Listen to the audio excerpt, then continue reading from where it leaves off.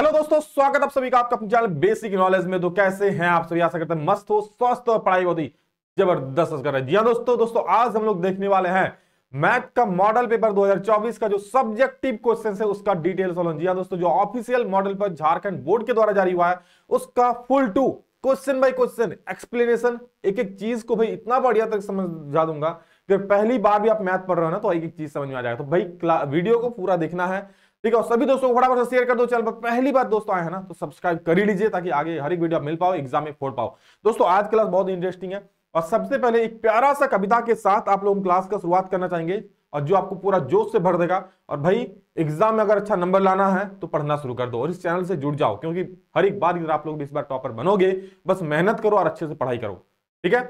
चलिए करते हैं। आप लोग लाइव क्लासेस भी चल रही है, हालांकि पिछले 2 दिनों से मॉडल पर सॉल्यूशन ना होने की वजह से लाइव क्लास नहीं हो पा रही है, लेकिन अब रेगुलर चल रही है, ठीक है। तो कल चलिए सबसे पहले कविता सुन लीजिए, उसके बाद हम लोग सॉल्व करेंगे। बहुत इंपॉर्टेंट, मतलब अच्छा लगे आप लोग कविता सुन करके तो इसको इग्नोर मत करना, 1 मिनट समय निकाल कर जरूर सुन लेना इसको। क्या कि बस कर्म तुम्हारा कल होगा, क्या कि बस कर्म तुम्हारा कल होगा और कर्म अगर सच्चाई है तो कर्म कहां निष्फल होगा। हर एक संकट का हल होगा वो आज नहीं तो कल होगा।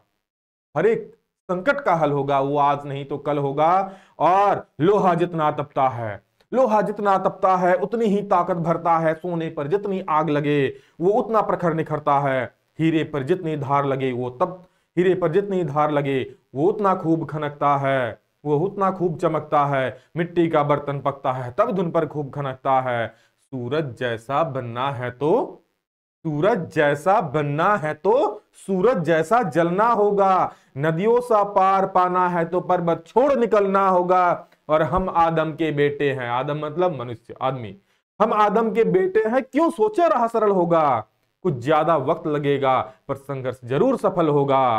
वो हर एक संकट का हल होगा वो आज नहीं तो कल होगा। भाई मेहनत कर लो और संकट का हल, जो पढ़ाई में मन नहीं लग रहा है हर एक का हल होगा। भाई अब मेहनत करते रहो लगातार, बोर्ड एग्जाम में सफल हो गए, रिजल्ट बहुत बढ़िया आएगा। बस आज आप कर्म निष्फल तरीके से कर लो, फल की इच्छा मत करो। मतलब क्या, बस रिजल्ट बहुत बढ़िया होगा, ठीक है। हम लोग फल के बारे में सोचेंगे कि भाई इतना अच्छा रिजल्ट आएगा तब तो अच्छा पढ़ेंगे। तो बस कर्म निष्फल मतलब निश्चल तरीके से करो कि हम पढ़ेंगे भाई, मेहनत करेंगे और एग्जाम में फोड़ेंगे इस बार। तो चलिए दोस्तों इस वीडियो को शुरू करते हैं फटाफट से।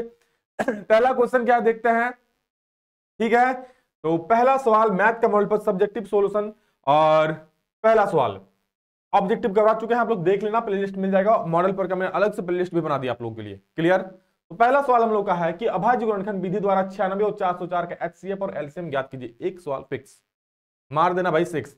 पहला सवाल क्या है, 31 नंबर क्वेश्चन देखोगे भाई, कहां गया जी कलम बाबू, चल जाओ हो जाओ रेडी। 31 नंबर क्या है, अभाज्य गुणनखंड विधि द्वारा 96 और 404। तो सबसे पहले अभाज्य गुणनखंड विधि द्वारा इसको सॉल्व कर लो। क्या 96 को कैसे करेंगे सर, 2 से जाएगा, 2 चौके 8, अभाज्य संख्या जाएंगे, 2 अभाज्य संख्या नहीं इसलिए 2 से दे दी, 2 चौके 8, 1 बचा, 2 8 16 हो जाएगा। फिर किससे सर, 2 से और दे दो, 2 दूनी 4, 2 4 8 और 2 से दे दो, 2 एकम 2, 2 दूनी 4 और 2 से दे दो, 2 चौके 12 सर और 2 से दे दो, 2 3 6। अब 2 से सर नहीं जाएगा क्योंकि सर 3 आ गया, 3 से दे दो भाई, हो गया 3 एकम 3। क्या बात है, राहें गिन गिन, 3 एकम 3।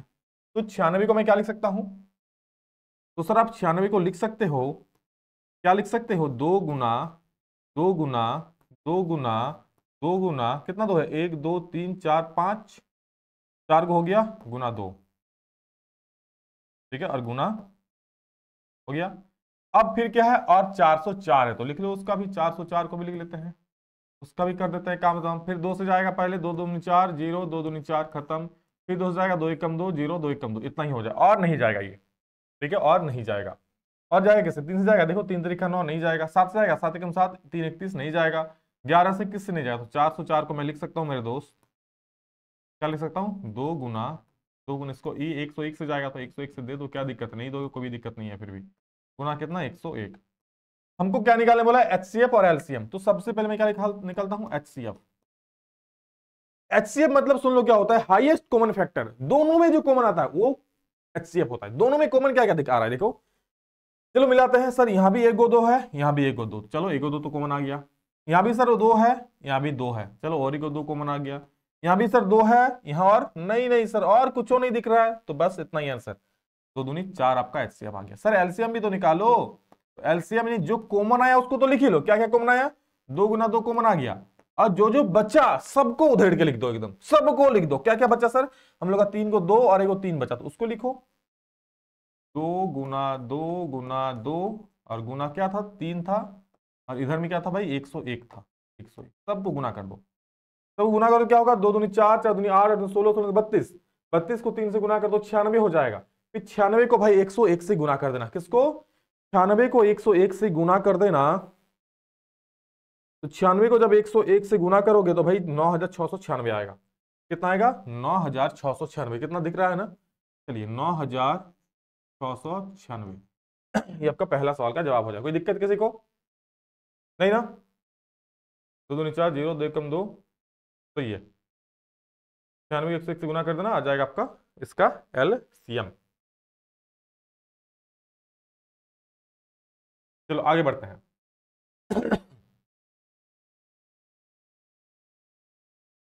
नेक्स्ट क्वेश्चन हम लोग का है वह द्विघात बहुपद, 32 नंबर देखो।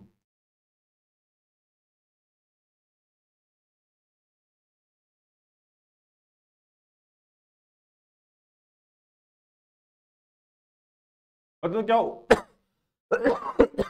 वह द्विघात बहुपद ज्ञात कीजिए जिसके शून्यकों का योग तथा गुणनफल दिया है। एक सवाल इससे जरूर फंसेगा, शून्यक और गुणनफल दिया रहेगा, शून्यकों का योग दिया रहेगा, गुणनफल दिया रहेगा, तो क्या क्या दिया पहले लिखते हैं, योग और गुणनफल दिया ना, तो पहले मैं लिख लेता हूं, क्या लिख लेता हूं, शून्यकों का योग,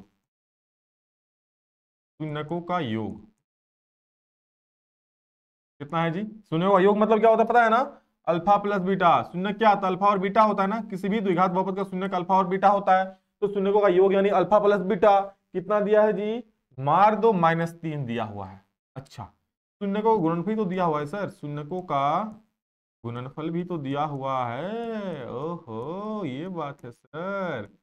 यहाँ बच्चों गुणनफल कितना है, अल्फा इंटू बीटा, क्या दिया है देखो 2 दिया है, लिख दो 2। आपको क्या निकालना है, आपको निकालना है वो द्विघात बहुपद। तो जब भी इस प्रकार का सवाल रहेगा ना, आप सिंपल सा एक लाइन लिखना कि माना, भाई माना किसी लड़की का नाम नहीं है, माना मतलब मान रहे हैं, ठीक है, माना वह द्विघात समीकरण, मानना क्या मानना, समीकरण, क्यों मानना मैं बोल रहा हूं, समीकरण क्या हो जाएगा, माना वो द्विघात समीकरण, क्या मानेगो, माना वो द्विघात समीकरण क्या मान लोगे, x² minus alpha plus beta into का x plus alpha into beta और बराबर में 0। क्योंकि देखो बटा में कुछ रहेगा तो उधर जाके खत्म हो जाएगा, क्योंकि इसमें बटा में नहीं है तो जरूरत नहीं पड़ेगा, ठीक है। तो हमारा जो द्विघात बहुपद है भाई इतना ही है द्विघात बहुपद, ठीक है। मैं समीकरण इसलिए मान रहा हूं क्योंकि कभी कभी हो सकता है बटा में भी आ सकता है, तो बटा में आएगा तो उधर जाके खत्म हो जाएगा, इसलिए मैं 0 मान रहा हूं, ठीक है। तो देखो क्या होगा, एक्स का स्क्वायर, तो एक्स का square minus alpha plus beta क्या दिख रहा है -3, तो लगा दो -3, और क्या है एक्स और प्लस अल्फा इंटू बीटा कितना है 2, हो गया जी काम खत्म, ठीक है। हो जाए x² minus minus plus 3x plus का 2 बराबर में 0, अतः लिख देना इसीलिए वह द्विघात बहुपद बराबर क्या हो जाए, x² प्लस 3x प्लस का 2। क्लियर है, इतना कर दोगे भाई नंबर मिल जाएगा। चलिए अगला सवाल में हम लोग आगे बढ़ेंगे।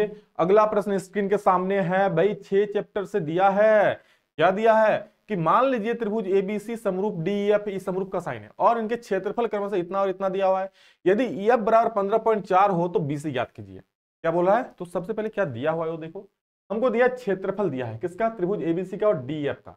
तो आप क्योंकि हम लोग को पता है, क्या पता है, एक थ्योरम होता है, कौन सा थ्योरम होता है कि दो त्रिभुज का अगर क्षेत्रफल का अनुपात, मतलब दो त्रिभुज समरूप है तो उनके क्षेत्रफल का जो होता है भुजाओं के अनुपात के वर्ग के बराबर होता है। क्या होता है, उनके क्षेत्रफल का जो अनुपात होता है भुजाओं के अनुपात के वर्ग के बराबर होता है। ठीक है, हमें 2 त्रिभुज दिया है, क्या, एबीसी और डीएफ। देखो कैसा त्रिभुज है, मैं बना ही देता हूं यहां पर। एक मान लो ये वाला है,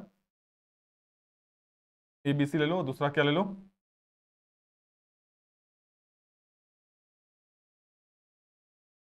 ये है, ठीक है, 2 त्रिभुज है। क्लियर, दोनों का नाम दे दो कुछ, इसका नाम देते हैं ए बी सी, इसका नाम दो, इसका नाम क्या है डी एफ, तो इसका नाम दो डी ई एफ। क्लियर, मैं समझा दूंगा, क्लियर है, एक एक बात देखो आप। बोला है कि एबीसी का क्षेत्र, इसका 64 है, इसका 121 है, दोनों का क्षेत्रफल दिया हुआ है, ठीक है। हमको पता है क्या एक थ्योरम होता है। कौन सा थ्योरम होता है कि क्षेत्रफल का अनुपात, यानी त्रिभुज एबीसी का क्षेत्रफल बटा होता है त्रिभुज डीईएफ, क्योंकि त्रिभुज यहाँ पर डीईएफ ही है ना, का क्षेत्रफल। तो अगर दो त्रिभुज समरूप होता है, क्योंकि एक बार लिख लाइन लिख दे, एक लाइन लिख देना, क्योंकि त्रिभुज ए बी सी समरूप त्रिभुज डीईएफ, भाई यहाँ जगह नहीं है, क्या लिखो, क्योंकि त्रिभुज ए बी सी समरूप है त्रिभुज डीईएफ का, इसलिए क्या हो जाएगा, त्रिभुज एबीसी का क्षेत्रफल बटे त्रिभुज डीईएफ का क्षेत्रफल, या फिर लिख सकते हो area of triangle ABC by area of triangle DEF बराबर क्या होगा, भुजाओं के अनुपात के वर्ग के बराबर। भुजाओं का अनुपात मतलब ए बी बाई डी का स्क्वायर, ठीक है, बराबर क्या हो जाएगा, बीसी बाई, ये फॉर्मूला है, बीसी बाई क्या,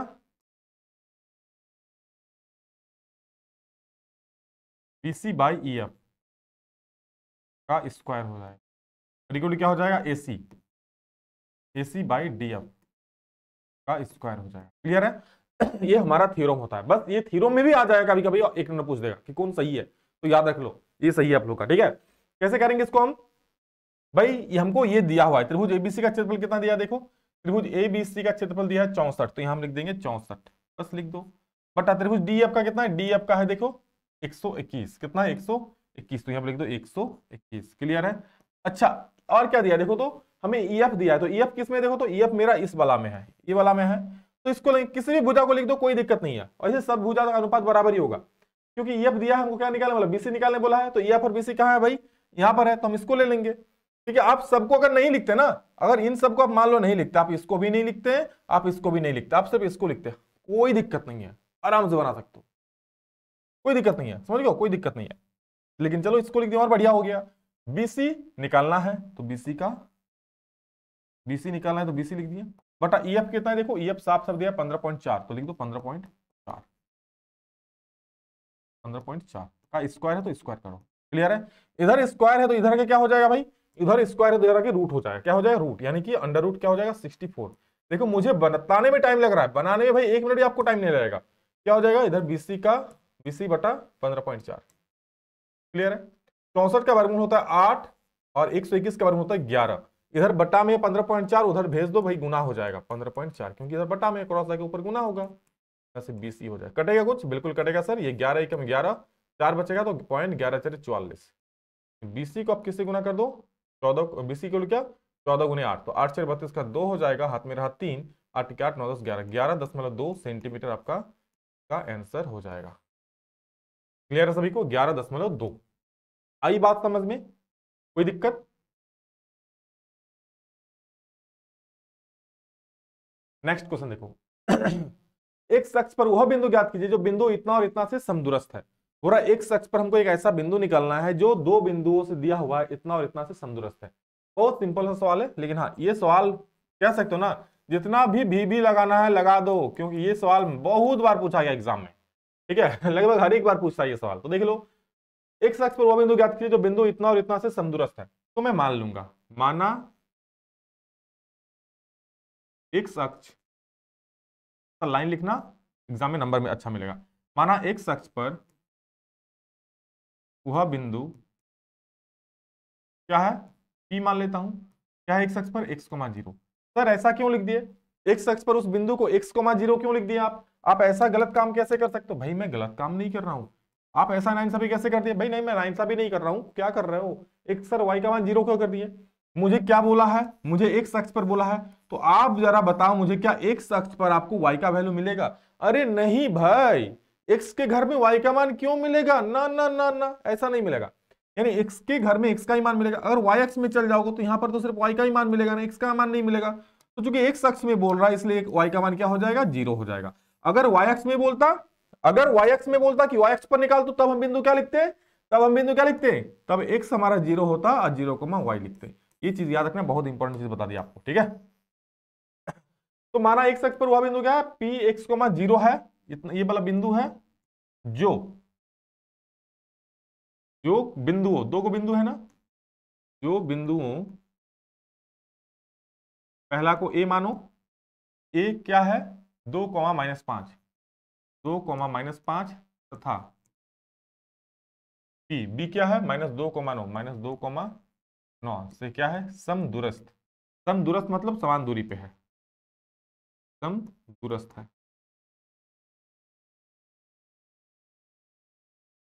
ठीक है, समदूरस्थ है।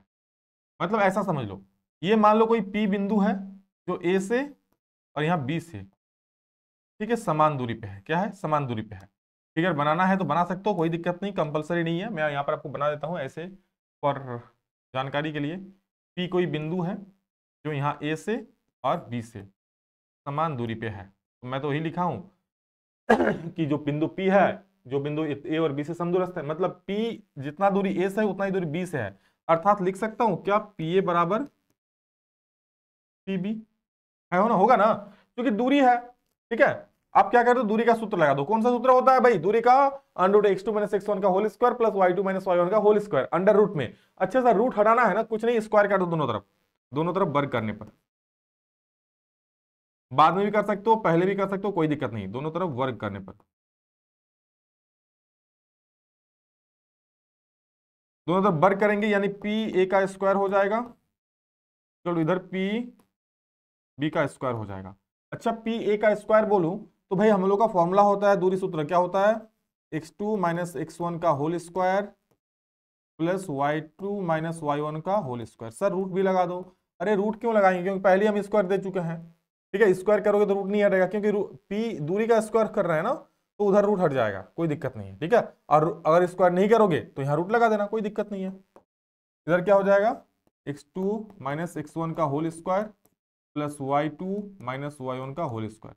देखो आप लोग इस रूट का चिंता मत करना, ठीक है, ये रूट नहीं होगा। क्यों नहीं होगा? क्योंकि भाई हमें स्क्वायर दे दिए हैं, पहले ही वर्ग कर दिए। आप लोग अब बाद में वर्ग कर सकते हो, पहले भी कर सकते हो, कोई दिक्कत नहीं है। ठीक है, लेकिन हाँ रूट हटाना है। सबका वैल्यू बैठाओ, देख देख के क्या है। देखो ये हमारा पी ए निकाल रहे हैं ना, पहले पी ए मतलब जहां पर पी वाला वैल्यू होगा वो x1 y1 होगा, जो ए वाला होगा वो x2 y2 होगा। तो पहले हम पी ए का दूरी निकाल रहे हैं, मतलब ये होगा x1 y1, ये होगा x2 y2। तो x2 - x1 तो 2 - x, 2 - x का whole square plus y2 - y1 मतलब -5 - 0, -5 - 0 का होल स्क्वायर इक्वल टू। अब पी बी में आ जाओ, पी और बी तो जो पहले होता है x1 y1 होता है, बाद में होता है x2 y2 होता है। मैं पहले क्या आ पी तो हो जाए x1 y1, बाद में क्या आ रहा है बी तो x2 y2। तो इसमें भी x2 - x1 मतलब -2 और -x का होल स्क्वायर प्लस में क्या है 9 - 0 का होल स्क्वायर। क्लियर है? चलो वेरी गुड। अब क्या करेंगे, देखो a - b का होल स्क्वायर यानी कि a स्क्वायर, 2 का स्क्वायर माइनस 2ab, तो 2 इंटू ए के जगह पे 2 इंटू बी की जगह पे x। क्लियर है? ऐसा नहीं कर रहे तो गुना दे दो, 2 इंटू ए की जगह पे 2 इंटू बी की जगह पे x प्लस बी स्क्वायर यानी x का स्क्वायर प्लस -5 - 0 -5 होगा और -5 का स्क्वायर 25 हो जाएगा। क्लियर? इधर इसको भी a - b का होल स्क्वायर तोड़ दो, a का स्क्वायर मतलब किसका स्क्वायर -2 का स्क्वायर -2ab, तो -2 ए की जगह पे हो जाएगा -2 और बी की जगह पे क्या हो जाएगा x। अब -x मत लिख देना क्योंकि ये a - b का फॉर्मूला ही है, और प्लस b का स्क्वायर यानी x का, और यहाँ पर प्लस 9 का स्क्वायर क्या हो जाएगा 81 हो जाएगा। क्लियर है? कोई दिक्कत किसी को नहीं ना? नेक्स्ट आगे बढ़ो। क्या हो जाएगा यहाँ पर देखो, 2 का स्क्वायर हो जाएगा 4 -2 दूनी 4x हो जाएगा, प्लस हो जाएगा x का स्क्वायर प्लस 25 हो जाएगा, बराबर हो जाएगा -2 का स्क्वायर 4 माइनस माइनस से प्लस 4x हो जाएगा और प्लस प्लस x का स्क्वायर प्लस 81। कुछ कटेगा देखो तो भाई, ये 4 इधर प्लस में इधर प्लस में, इधर के माइनस हो जाए तो पहले ही हम काट दिए। ये प्लस x स्क्वायर और ये प्लस स्क्वायर प्लस है, इधर के माइनस हो जाए काट दिए हम, सेम सेम है काट दिए। और कुछ कटेगा नहीं, मैं देखो इधर -4x और प्लस 4x कटेगा नहीं क्योंकि इधर के माइनस हो जाएगा ना, इसलिए तो लिख देना -4x और -4x। और उस जो 81, अच्छा 81 है ना भाई, एक को खा जाते हो, इतना भूख लगाई क्या आपको, प्लस और क्या करना बराबर 81 है, 25 को उधर भेजो, ये आपका हो जाएगा -8x और 81 में 25 है, 11 में 5 गया 6, 7 में 2 गया तो 5, यानी x बराबर कितना हो जाएगा, x बराबर होगा 56/8। ये माइनस है तो माइनस कट जाएगा 7 बार में -7, यानी x का जो वैल्यू आ गया वो गया -7। यानी वह बिंदु होगा P, क्या होगा वह जो बिंदु है वो बिंदु बराबर क्या, पी एक्स कोमा जीरो था ना, क्या था देखो बिंदु क्या था, एक्स कोमा जीरो यानी -7 कोमा, जो बहुत महत्वपूर्ण है एग्जाम में, कई कई बार पूछा गया है मेरे दोस्त।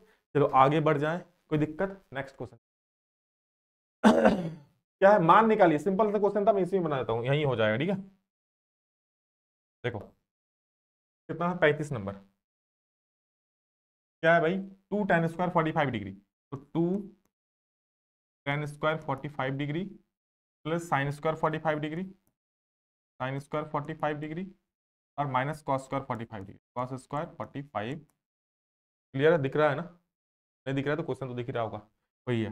2 tan 45 का हल होता है 1, तो 1 का स्क्वायर, प्लस sin 45 का हल होता है 1/√2, तो 1/√2 का स्क्वायर, ठीक है, -cos 45 का हल होता है 1/√2, तो 1/√2 का स्क्वायर। क्लियर, यहाँ पर क्या करोगे आप, दो एक का स्क्वायर एक होता है ना, तो 2 × 1 हो गया, प्लस एक का स्क्वायर 1 और √2 का स्क्वायर 2, माइनस एक का स्क्वायर 1 और √2 का स्क्वायर 2, ठीक, प्लस माइनस खत्म, कोई दिक्कत नहीं है, 2 एकम 2 आपका आंसर होगा। ओहो मैं निकला क्वेश्चन लेके, सारा सॉल्व कर दिया, अब बच्चों ने भी सॉल्व कर दिया, एग्जाम आ गया, बच्चों को हुआ टेंशन, बिकॉज़ सर लाइव आ गए, सब कुछ फिर सॉल्व हो गया, सारा टेंशन दूर हो गया, बच्चों ने एग्जाम में फोड़ ही दिया। बस पढ़ो भाई, जरूर पढ़ोगे, ये मेरा पूर्ण विश्वास है। चलो देखो, पूरा एक बिंदु ए से वृत्त की स्पर्श रेखा की लंबाई 4 सेंटीमीटर है, ए की केंद्र से दूरी 5 सेंटीमीटर है, तो वृत्त की त्रिज्या ज्ञात कीजिए। 36 नंबर क्वेश्चन, एक सवाल इससे रहेगा, क्या बोल रहा है, एक बिंदु ए से वृत्त की स्पर्श रेखा, सबसे पहले मैं वृत्त बना लेता हूं, सबसे पहले मैं एक वृत्त बना लेता हूं, ये हमारा वृत्त भैया हो गया, तो कौन सा कलर करना, ब्लैक ही कर दो, ठीक है। अब बोल रहा है क्या, एक बिंदु ए से वृत्त पर स्पर्श रेखा की लंबाई 4, कोई बिंदु ए है, चलो यहां पर मैं एक बिंदु ए लेता हूं, इस बिंदु ए से, ठीक है, वृत्त पर जो स्पर्श रेखा है, स्पर्श रेखा ये है, इसकी लंबाई कितना है भाई, 4 सेंटीमीटर, और ए की केंद्र से दूरी 5 सेंटीमीटर है, और भाई साहब जो ए से केंद्र की दूरी बोल रहा है कितना है, 5 सेंटीमीटर है, कितना है 5 सेंटीमीटर, तो थोड़ा सामने रहो, ले वो ज्यादा आसान रहेगा, सामने ही ले, यहां से वृत्त,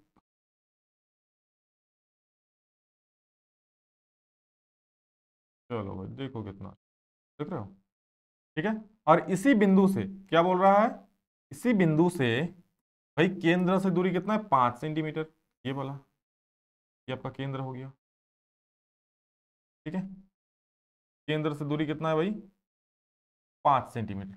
देखो एक बिंदु ए से क्या बोल रहा है, वृत्त की स्पर्श रेखा की लंबाई, वृत्त की स्पर्श रेखा की लंबाई, ये स्पर्श रेखा कितना है, 4 सेंटीमीटर, क्लियर है, इसको पी मानता हूं, इस बिंदु को पी मानता हूं, और उसी बिंदु ए की केंद्र से दूरी, ए का जो है, ए केंद्र से दूरी कितना है, एक बिंदु ए से वृत्त की स्पर्श रेखा की लंबाई 4 सेंटीमीटर है, तो वृत्त की त्रिज्या ज्ञात कीजिए, और इसी बिंदु से केंद्र की दूरी कितना है, 5 सेंटीमीटर, आपको वृत्त की त्रिज्या यानी ए वाला दूरी ज्ञात करना, क्लियर है। आपको पता है, सुन लो, एक थ्योरम होता है कि कोई भी बाहरी बिंदु से वृत्त पर अगर कोई रेखा खींचे, तो स्पर्श रेखा, तो त्रिज्या से वो 90 डिग्री का कोण बनाता है, मतलब यहाँ 90 डिग्री का कोण बन जाएगा।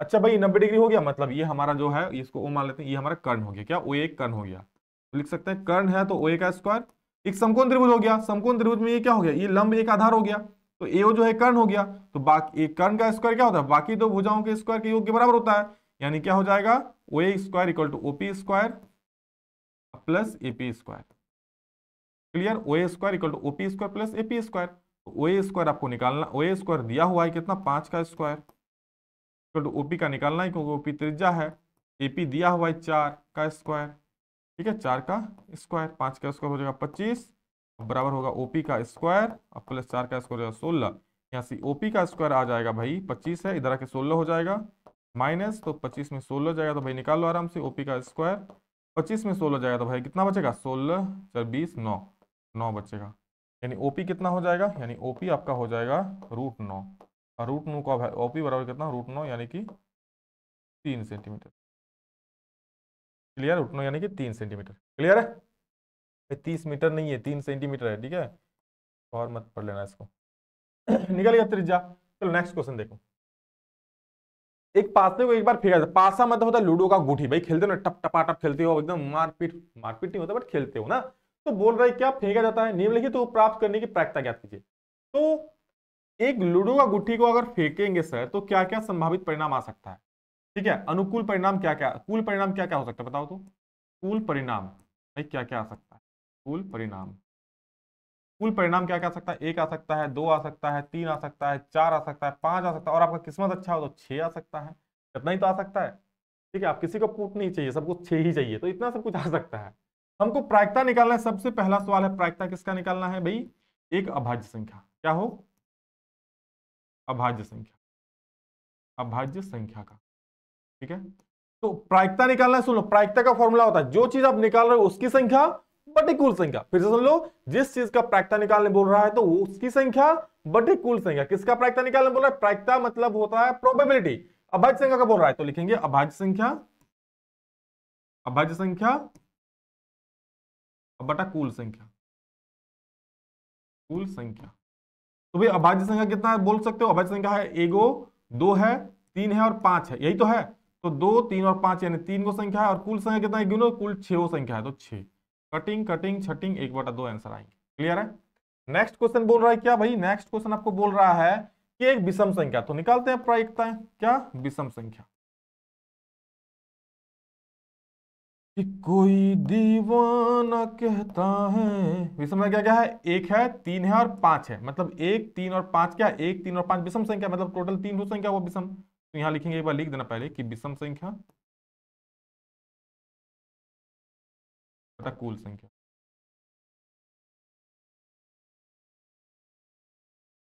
विषम संख्या कितना देख सकते हो, विषम संख्या है तीन, कुल संख्या छह, कटिंग छटिंग एक बटा दो आएंगे। ओहो क्या बात है जी, पढ़ लो मौका है, बाकी सब तो धोखा है, अभी पढ़ लो मौका है, ये मौका फिर ना मिलेगी दोबारा बाबू, ठीक है। चलो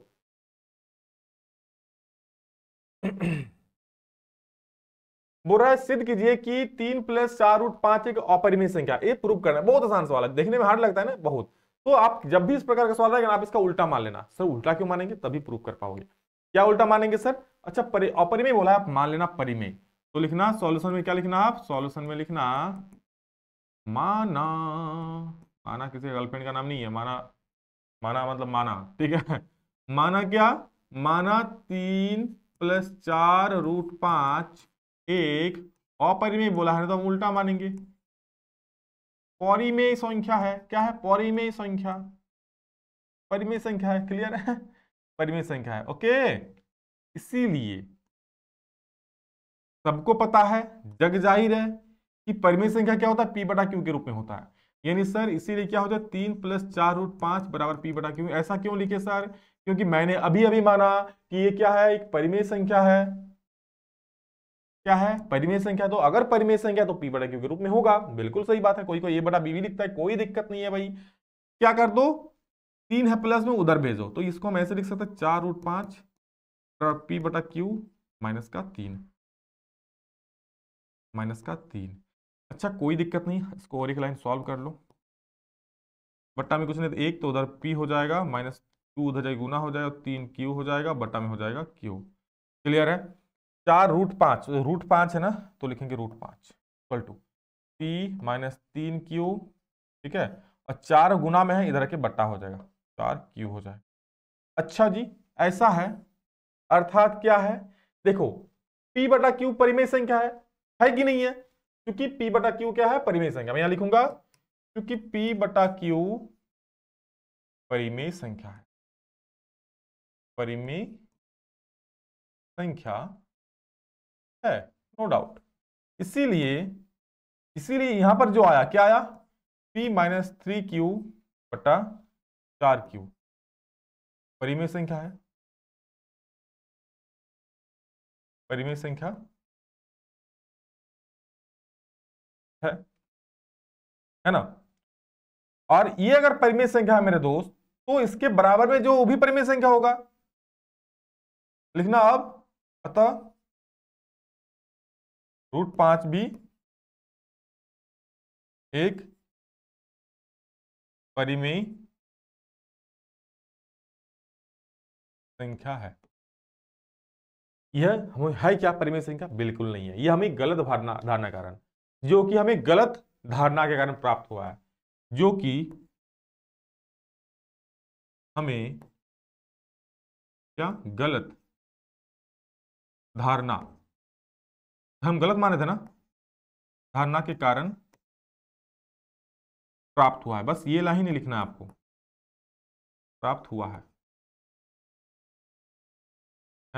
इसीलिए भाई ये तो परिमेय संख्या है नहीं, √5 क्या परिमेय संख्या नहीं है, जो कि हमें गलत, अतः √5 भी एक परिमेय संख्या है जो कि हमें गलत अवधारणा के कारण प्राप्त हुआ है। इसीलिए क्या होगा, इसीलिए पूरा ये, अतः इसीलिए क्या है, √5 नहीं, जो आपको क्वेश्चन में दिया था, क्या क्वेश्चन में दिया था, 3 + 4 √5, इसीलिए 3 + 4 √5 एक क्या हो जाएगा, अपरिमेय ही हो जाएगा। बस इतना लिख दो, कहानी खत्म। अपरिमेय संख्या है। ओहो, चलो जी अगला सवाल देखते हैं। अगला सवाल ग्राफीय विधि से है। भाई ग्राफीय विधि भी देख लो, कैसे करोगे ग्राफीय विधि वाला, देखो सिंपल से थोड़ा फास्ट पढ़ाना पड़ेगा क्योंकि स्लो स्लो हो रहा है ना। x - y + 1 = 0 है तो इसको आप लिख लेना x - y = -1 लिख लेना, कोई दिक्कत नहीं है। तो आप कोई दिक्कत नहीं, मान लो अभी, ठीक है। इसको आप माना, पहले समीकरण एक को ही मान लो, माना x बराबर क्या, पहले 0 बैठा दो, नहीं तो एक ही बैठा दो, क्या ही दिक्कत है, एक बैठा दो अच्छा रहेगा। तो x की जब एक बैठाएंगे -y = हो जाएगा -1, इधर -y = क्या हो जाएगा -1, और एक है उधर जाके -1 हो जाएगा, -y = हो जाएगा -2, माइनस माइनस खत्म, y की वैल्यू हो जाएगा 2। क्लियर? x बराबर 2 बैठाओ, जब x बराबर 2, जब x बराबर क्या मान लेंगे 2, अब x बराबर 2 मानो तो 2 - y = -1, यानी -y = -1 -2 -2 हो जाएगा, यानी y इक्वल टू हो जाएगा -3, माइनस माइनस खत्म, y का वैल्यू आ गया 3। क्लियर है? चलो इसका हो गया काम खत्म। अब दूसरा समीकरण को लिखो। दूसरा समीकरण क्या है, 3x + 2y - 12 = 0, यही तो है। 3x + 2y - 12 = 0, तो इसको सही से लिख लो समीकरण को, 3x + 2y = 12। माना x बराबर कुछ ही मानो, माना x बराबर 0 मान लो आप इस बार, पिछली बार नहीं माने थे ना, माना x बराबर 0, 0, तो 3 × 0 + 2y बराबर में 12 हो जाएगा। देखो इसी प्रकार से ग्राफ बनाना है आपको, 0 तो खत्म, 2y बराबर 12, यानी y बराबर क्या होगा 12/2, 6 बार में खत्म, यानी y का वैल्यू क्या आ गया। क्लियर है? फिर क्या मानोगे, फिर जब x बराबर क्या लेंगे, x बराबर कुछ और ले लो, जब x बराबर क्या 2 ले लें, 3 दूनी 6, 2 लेते हैं, तो जब x बराबर 2 लेंगे तो क्या होगा, x के पे 2 रखेंगे, 3 × 2 हो गया -2y = में 12, 3 दूनी हो जाएगा 6, और इधर 6 हो जाएगा, उधर में 12 हो जाएगा, यानी -2y = क्या हो जाएगा 12 - 6 हो जाएगा। इसको थोड़ा और सॉल्व करना हो जाएगा -2y = 12 में 6, या तो जी यहाँ प्लस था ना, प्लस था नहीं, यहाँ पर प्लस होगा, माइनस का ही होगा, कोई नहीं माइनस, ठीक है, तो इधर भी माइनस नहीं होगा, तो y = हो जाएगा 12 में 6 का 6/2, कटेगा 3 बार में, y का वैल्यू आ गया 3। क्लियर है? तो चलो हम बनाते हैं। आप बॉक्स बना सकते हो, कोई दिक्कत नहीं है, बॉक्स बना के भी लिख सकते हो, ठीक है, अलग सा बॉक्स बना देना, x का मान माने y का मान माने, अच्छा रहेगा। इस प्रकार से बॉक्स बना देना, इस इक्वेशन के बाद एक बॉक्स बनाना है इस प्रकार से। बॉक्स में क्या लिखना आप, उस बॉक्स में माने x और y माने हैं। जब x का मान हम क्या माने, जब x का मान हम 1 माने तो y का मान कितना आ रहा है 2 आ रहा है। जब x का मान हम 2 माने तो y का मान कितना आ रहा है 3 आ रहा है। ये पहला वाला बॉक्स हुआ, किसके लिए बॉक्स हुआ, ये बॉक्स हुआ आपका x - y = -1 के लिए। और एक दूसरा बॉक्स बना लेना, दूसरा बॉक्स किसके लिए बनाना, दूसरा समीकरण के लिए बनाना, x और y। जब क्या माने, जब हम एक माने x बराबर 0, y बराबर आ गया 6, जब हम x माने x बराबर 2, y बराबर कितना आ गया 3। क्लियर? ये किस समीकरण के लिए है, ये हमारा 3x + 2y = 12 के लिए। क्लियर है? अब आप लोग एक ग्राफ खींच लेना, क्या खींच लेना, ग्राफ, ठीक है, ग्राफ यहाँ पे दिया हुआ भी हो सकता है, कोई दिक्कत नहीं है आप लोग को, ठीक है, लेकिन यहाँ पर ग्राफ आप लोग को दिखेगा तब तो,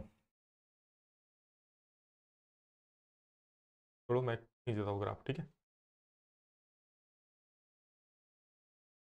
एगो एक्स एक्स बना लेना और एगो वाई एक्स बना लेना। क्या बना लेना? वाई एक्स बना लेना। ठीक है, तो एक्स एक्स और एगो वाई एक्स। ठीक है, ये हमारा एक्स अक्ष हो गया। चलो इसको लिख दो, नामांकन कर दो। ये हमारा हो गया एक्स अक्ष, तो एक्स लिखो, इसको एक्स डैक्स लिख देते हैं। ये हो गया वाई अक्ष, ठीक है, इसको वाई डैश लिख दो। देखो हमें ये क्या है, ये मूल बिंदु है। मूल बिंदु का 0,0 होता है। इधर एक ले लो, यहाँ पे दो ले लो। एक्स का मैक्सिमम कितना मान लेना है? एक्स मैक्सिमम एक है, दो है, इधर जीरो है, दो। तो एक्स में ज्यादा नहीं लेंगे तो भी चल जाए, कोई दिक्कत नहीं है। 3 4 तक लेते। वाई में हमको ज्यादा लेना पड़ेगा। ठीक है, इधर माइनस में भी ज्यादा हमको नहीं लेना है। माइनस एक्स में तो इतना ही है। इधर -1 ले लो, -2 ले लो, -3 तक ले लो, ज्यादा नहीं चलेगा, कोई दिक्कत नहीं है। वाई का मान मैक्सिमम 6 तक लेना है, तो वाई का मान 6 तक ले लो। इधर 1 हो गया, इधर 2 हो गया, 3 4 5, इधर ले लो -1 -2 -3। बिंदु दिखाओ। पहला बिंदु है, अगर x माने 1 तो y बराबर 2। अगर x माने 1 तो y बराबर 2।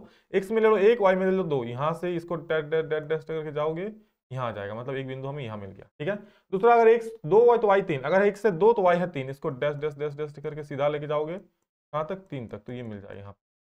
ये हो गया हमारा एक बिंदु। क्या हो गया? x बराबर क्या? 1, तो y बराबर 2। क्लियर?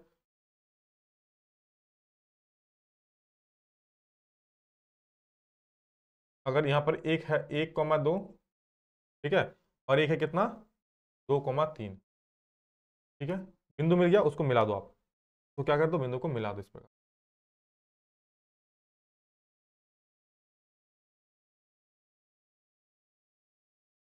ठीक है, हमारा मिल गया। सही है, चलो एक हो गया। दूसरा लाओ। दूसरा क्या है? x0 तो y 6। x0 तो y हमारा 6, मतलब यहाँ पे हो जाएगा। y 6 यहाँ पे हो जाएगा। क्लियर है? x0 तो y 6 हो जाए यहाँ पे। तो दूसरा ब्लू से ही रखते हैं, कोई दिक्कत नहीं, अच्छा होगा। ठीक है, ब्लैक ही रखते भाई। और x2 तो y 3। अगर x2 लेंगे तो y कितना होगा? 3 होगा, मतलब यही बिंदु हो जाएगा। दूसरा बिंदु यहीं पे हो जाएगा। ठीक है, तो भाई क्या हो जाएगा? यहाँ पे हम लोग का और एक बिंदु निकलेगा। यहाँ पे और एक बिंदु निकलेगा 2,3, तो उसको लिखने की जरूरत नहीं है। अब सीधा सीधे मिला दो। क्या कर दो? मिला दो। तो यहाँ पर मिला दो। क्या हो गया भाई? प्रतिच्छेदी रेखा हो गया। हाँ, इस बिंदु का निर्देशांक आप लिख देना। इस बिंदु का निर्देशांक आप लिख देना। इस बिंदु का निर्देशांक क्या आया? 0,6। अगर x से 0 तो y आ गया 6 से 0, y का आ गया 6। बस हो गया। यहाँ पर प्रतिच्छेद कर रहा है। कहाँ पे प्रतिच्छेद कर रहा है? 2,3 में प्रतिच्छेद कर रहा है। बस इतना कर देना, नंबर मिल जाएगा ग्राफ में। एक क्वेश्चन ग्राफ से फिक्स है। ठीक है, तो मारना फिक्स। चलो आगे बढ़ते हैं। नेक्स्ट है दोस्तों, एपी का 17वां पद उसके 10वें पद से 7 अधिक है, इसका सारमंत्र ज्ञात कीजिए। बोल रहा है एपी का 17वां पद इसके 10वें पद से 7 अधिक है, तो उसका क्या ज्ञात कीजिए? सारमंत्र। चलो हम लिखते हैं कि बोल रहा है एपी का 17वां पद, मतलब A17 दिख रहा है। A17 क्या?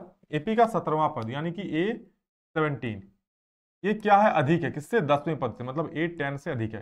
कितना अधिक है भाई? 10वां पद से 7 अधिक है, तो 7 अधिक है। हो गया। इसको लिख सकता हूँ A+16D, कोई दिक्कत नहीं है सर। A+9D 10 को लिख सकता हूँ, कोई दिक्कत नहीं है, प्लस के 7। ठीक है, तो ये हो जाएगा A+16D, और -A इधर आएगा, 9D को भी माइनस इधर ले आओ तो -9D हो जाएगा, बराबर में 7।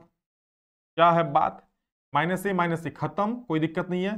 16D में 9D जाएगा, तो भाई क्या बचेगा? 16D - 9D जाएगा। ये तो -A खत्म हो जाएगा, कोई दिक्कत नहीं है। 16D में 9D जाएगा तो 7D बचेगा, यानी कि 7D बराबर 7। तो D बराबर होगा 7/7, कटेगा एक बार में, यानी D का जो वैल्यू आ गया मेरे भाई 1 आ गया। अच्छा, आपको क्या निकाला? सारबंध निकाला। सारबंध आ गया D 1/1। नेक्स्ट क्वेश्चन, वह अनुपात ज्ञात कीजिए जिसमें बिंदु ए और बी को मिलाने वाले रेखाखंड एक्स अक्ष से भी आ जाता है। देखो फिर से एक्स अक्ष का नाम आया, तो फिर से वही वाला हम कहानी पाएंगे। तो चलो पहले हम एक लाइन लिख लेते हैं, क्या कि माना बिंदुओं, ब्लैक में करते हैं भाई।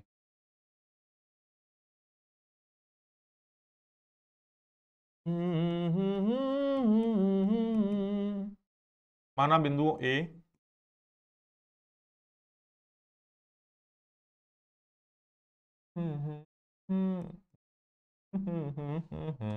माना बिंदु ए तथा बी, ए और बी।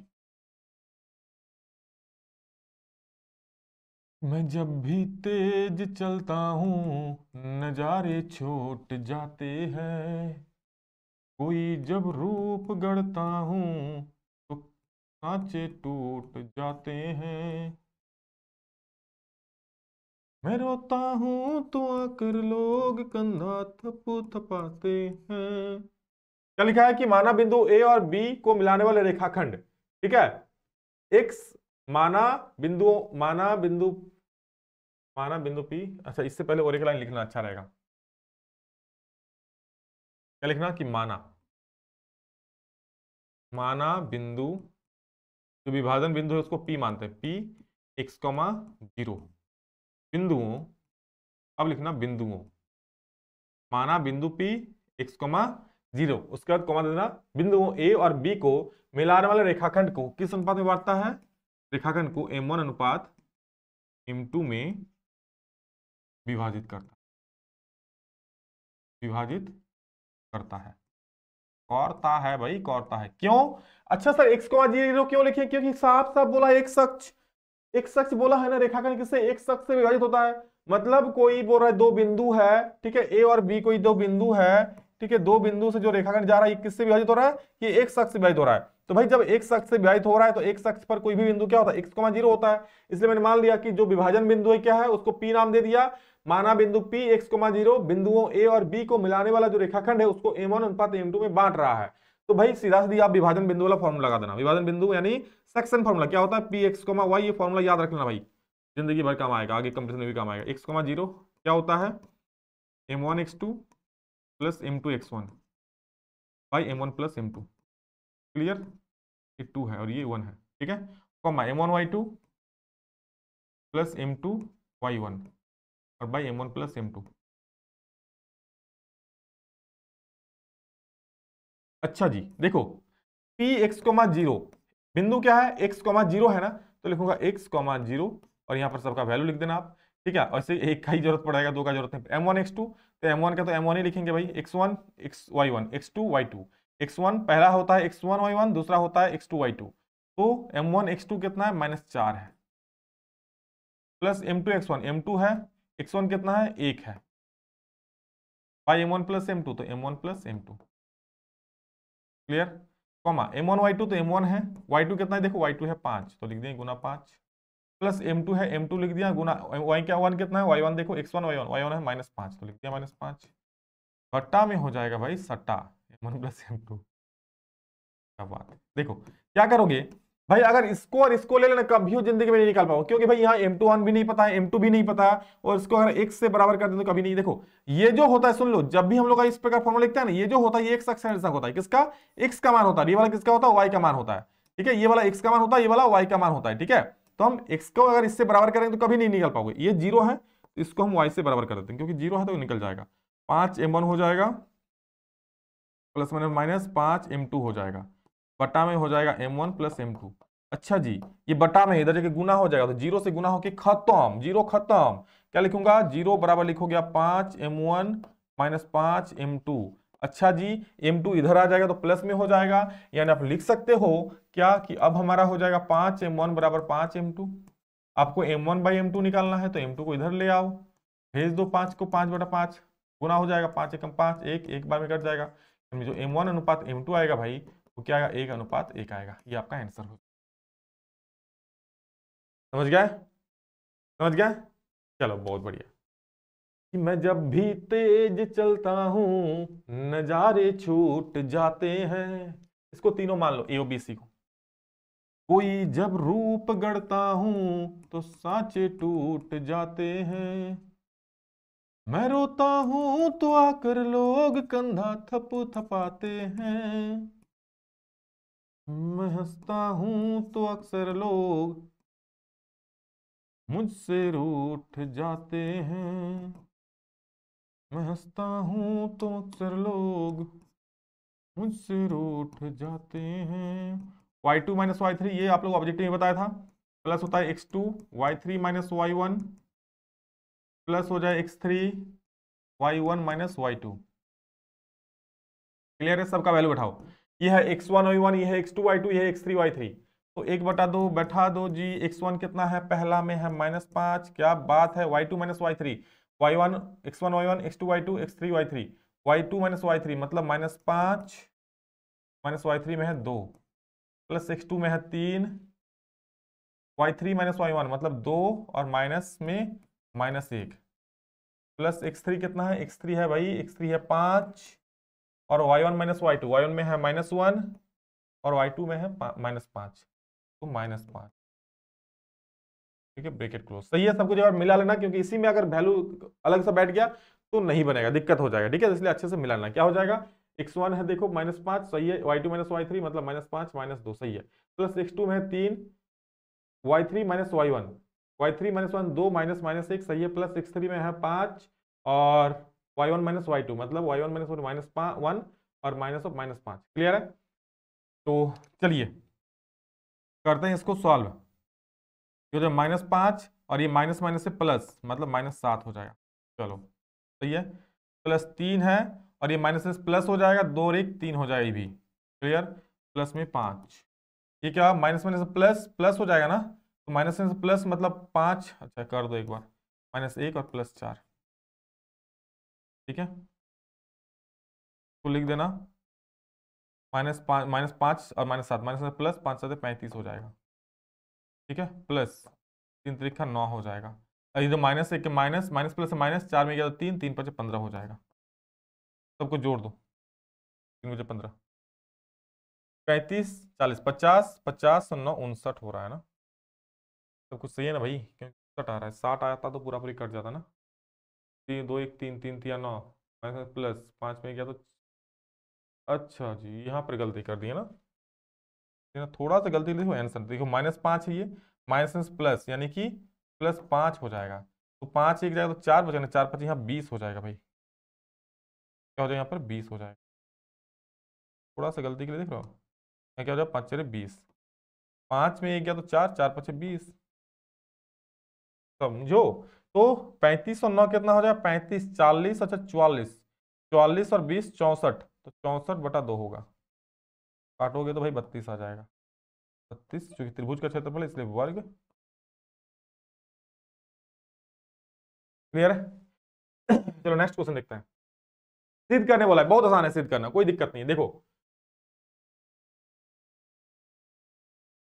क्या है, एलएचएस ले करते हैं। एलएचएस क्या है भाई, एलएचएस है √1 plus sine A by 1 minus sine A. देखो रूट में है ना, इसको परिमेयकरण कर दो, क्या कर दो, परिमेयकरण कर दो। परिमेयकरण करने पर 1 प्लस क्या हो जाएगा, sine A by 1 minus sine A. परिमेयकरण कर रहा है, इसको गुना करो किससे, 1 प्लस साइन ए से, 1 plus sine A by 1 plus sine A. ठीक है, कर दो परिमेयकरण, क्या हो जाएगा देखो, रूट के अंदर 1 प्लस साइन ए और 1 plus sine A, 1 plus sine A का 1 प्लस साइन ए का होल स्क्वायर हो जाएगा, divide by A minus B, A plus B, A square minus B square, formula बनेगा ना, A minus B into A plus B, तो ये A square minus B square का formula बन जाएगा। बनेगा कि ना बनी, बिल्कुल बनी सर, बहुत अच्छा से बनी।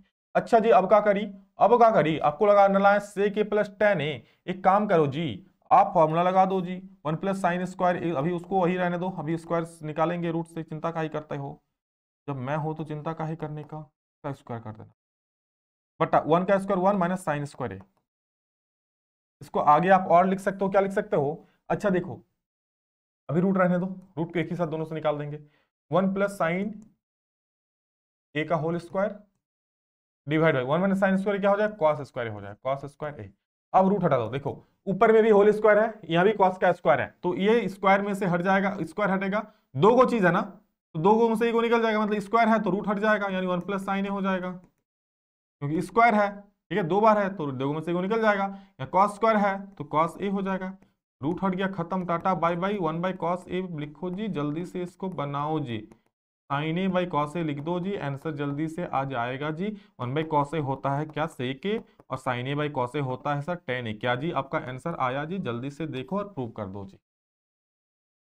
जी, वदती आ गया आंसर। समझ में आया, कोई दिक्कत नहीं भाई, सिंपल सा फॉर्मूला है, क्या सिंपल सा सिर्फ चीज है, परिमेयकरण करना, परिमेयकरण करना और देखना भाई कितना आंसर आएगा, सिंपल सा, समक्ष आपके सामने आंसर आके हाजिर हो जाएगा।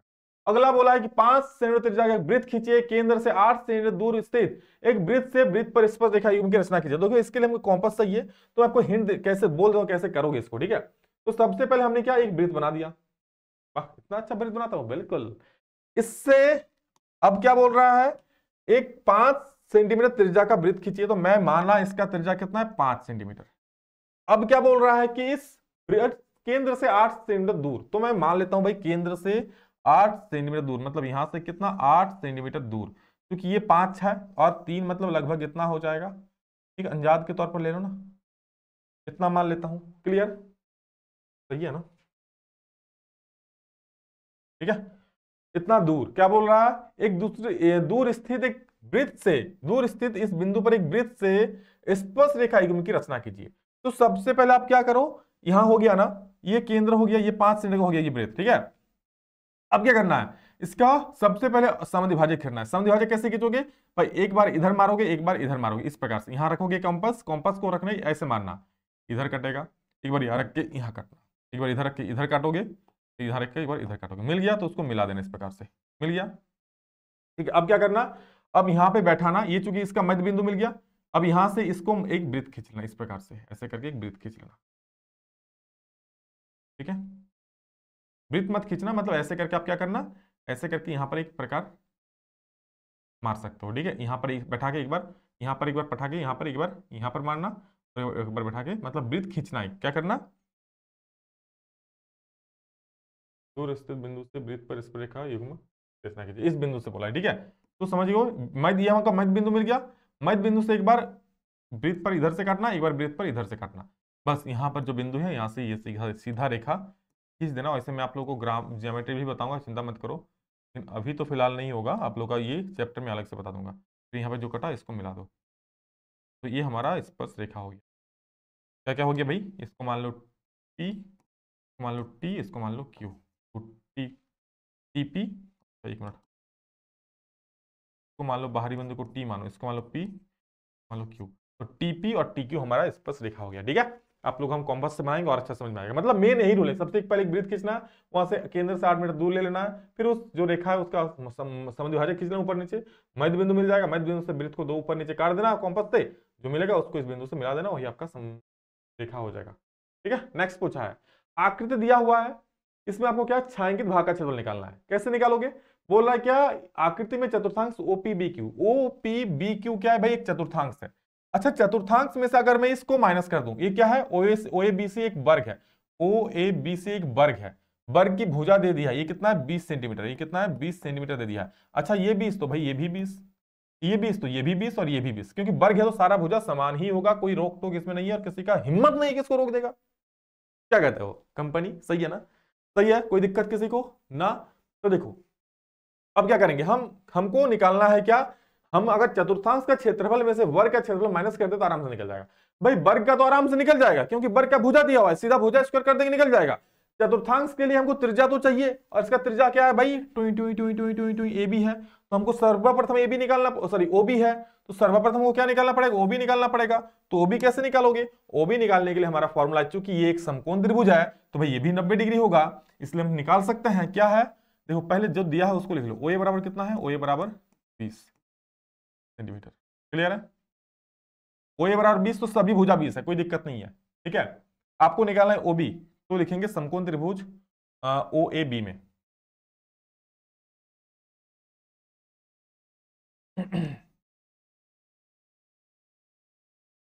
क्या होगा, ओ बी का स्क्वायर इक्वल टू ओ ए का स्क्वायर प्लस ए बी का स्क्वायर। क्लियर है, ओबी का स्क्वायर, ओबी क्योंकि ओबी है हमको निकालना है, ओबी है ही तो त्रिज्या है भाई, ये चतुर्थांश से ओबी क्या है, ओबी क्या है, देखो ओबी ही तो त्रिज्या है, तो ओबी निकालना है।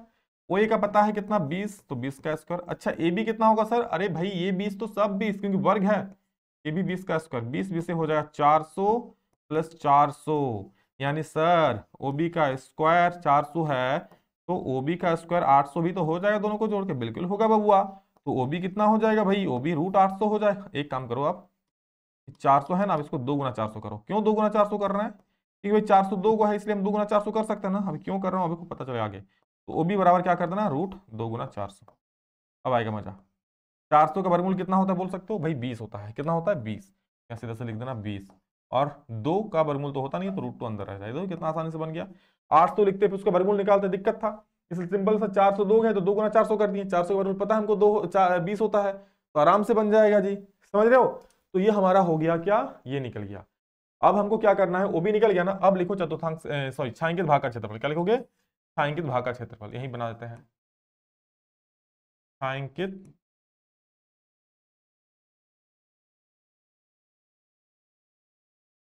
छायांकित भाग का क्षेत्रफल। छायांकित भाग का क्षेत्रफल क्या हो जाएगा बोलो? चतुर्थांश का क्षेत्रफल। चतुर्थांश का नाम बोल दिया है OPBQ। OPBQ का क्षेत्रफल और माइनस क्या करोगे? वर्ग। माइनस क्या करोगे? वर्ग। माइनस वर्ग का भी नाम दिया है OABC। OABC का क्षेत्रफल। चतुर्थांश का होता है क्या? 1/4 pi are square. 1/4 into pi are square, ये चतुर्थांश का होता है। और माइनस क्या हो जाएगा भाई? वर्ग का हो जाएगा भुजा स्क्वायर। वर्ग का क्या हो जाएगा? भुजा स्क्वायर। भुजा स्क्वायर लिखो, ये स्क्वायर लिखो, एक ही बात है। तो 1/4 पाई का मान लिख दो 22/7। आर कितना आया? 20√2 आया है आर, तो उसका स्क्वायर कर दो, 20√2 का स्क्वायर। और माइनस भुजा स्क्वायर। भुजा कितना है भाई? 20 तो है, तो 20 का स्क्वायर। क्लियर करो सबको, ये काट दो, 2 दूनी 4, 2 11 22, यानी 11/7 हो, 11/2 × 7। इधर 20 का स्क्वायर कितना हो जाए? 20√2 तो 20√2, 20 का स्क्वायर हो गया 400। कुछ कटेगा? 2 10 से 20 कट जाएगा। इधर देखो 20 10 से 200 ना, 20 10 से 200, 200 को 11 से गुना करना। ठीक है, 20 10 से 200, 200 को 11 से गुना कर देना भाई, यहाँ पर आ जाएगा 11 दूनी 22, 22 ना, 22 और 2 को 0, 2200। 11 दूनी 22, 22 हो गया और 2 को 0, और गुना √2 इंटू √2 2 हो जाएगा, और बटा में हो जाएगा 7, माइनस हो जाएगा 400। भाई यहाँ पर कितना आ जाएगा? 4400 का 7 माइनस 400। कहीं गलत नहीं किया मैंने? वो भी कैसे, कोई तो सही है, 20√2 आ जाएगा। सही है। चतुर्थांश का क्षेत्रफल 1/4 pi square, pi are square, यानी आर है 20√2, तो 20√2 का स्क्वायर 1/4, 22/7 हो गया। 2 दूनी 4, 2 11 22 कट जाएगा, क्लियर है। 11/2 × 7 हो गया। 20 का स्क्वायर 400, 400 दूनी हो जाएगा 800, 400 200 2200। 20 का स्क्वायर 400, 400 दूनी 800, 800 को 11 से गुना करोगे तो इसको यहाँ 10 है ना, 20 का स्क्वायर 400 दूनी, तो ये माइनस करो, और उसका तो भुजा स्क्वायर ए स्क्वायर हो गया। क्या करोगे?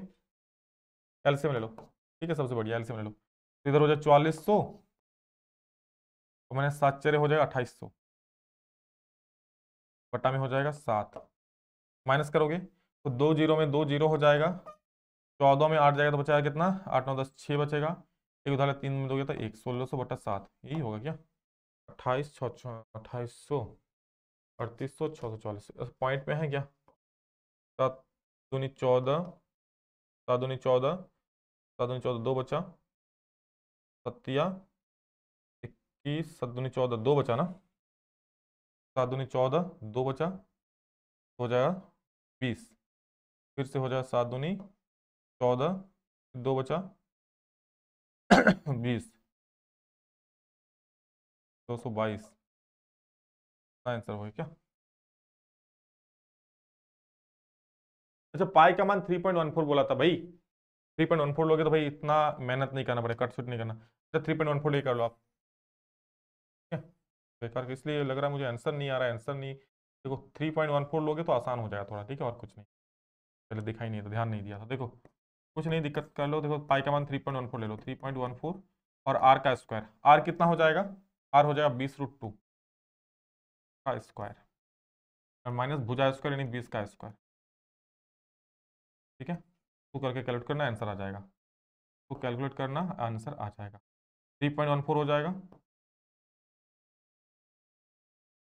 20 का स्क्वायर 400, और √2 का स्क्वायर 2, बटा में हो जाएगा 4, और माइनस 20 का स्क्वायर 400। ठीक है, तो ये कितना हो जाएगा? 400 दूनी 800, 800 का आप 3.14 से गुना कर देना, और जितना आंसर आएगा आप लोग कमेंट में, एक चीज़ आप लोग होमवर्क दे रहा हूँ, इसका आंसर सब लोग जो करे वो कमेंट में लिख देना। ठीक है, ये कैलकुलेशन क्या ही करना है, कैलकुलेशन करना है और क्या करना है, ये कर दें, चलो कर ही देता है भाई, देख लो। 800 तो 3.14 इंटू 800 बटा में 4 काट दो जी, सबसे बढ़िया है सिंपल सा। 4 एक कम 4 खत्म।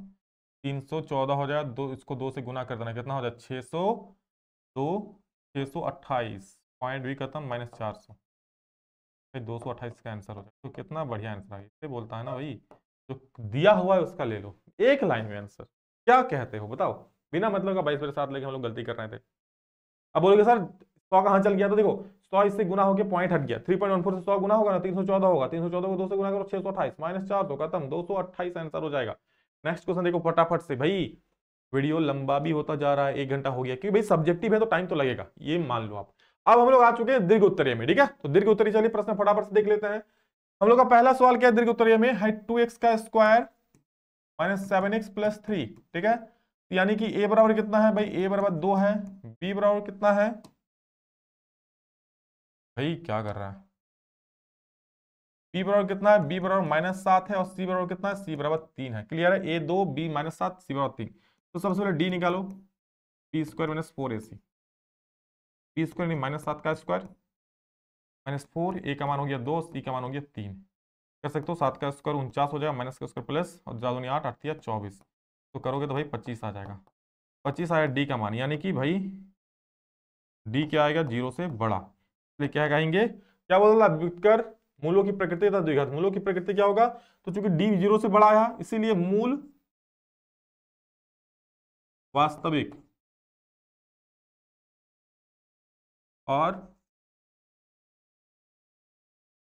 असमान होगा,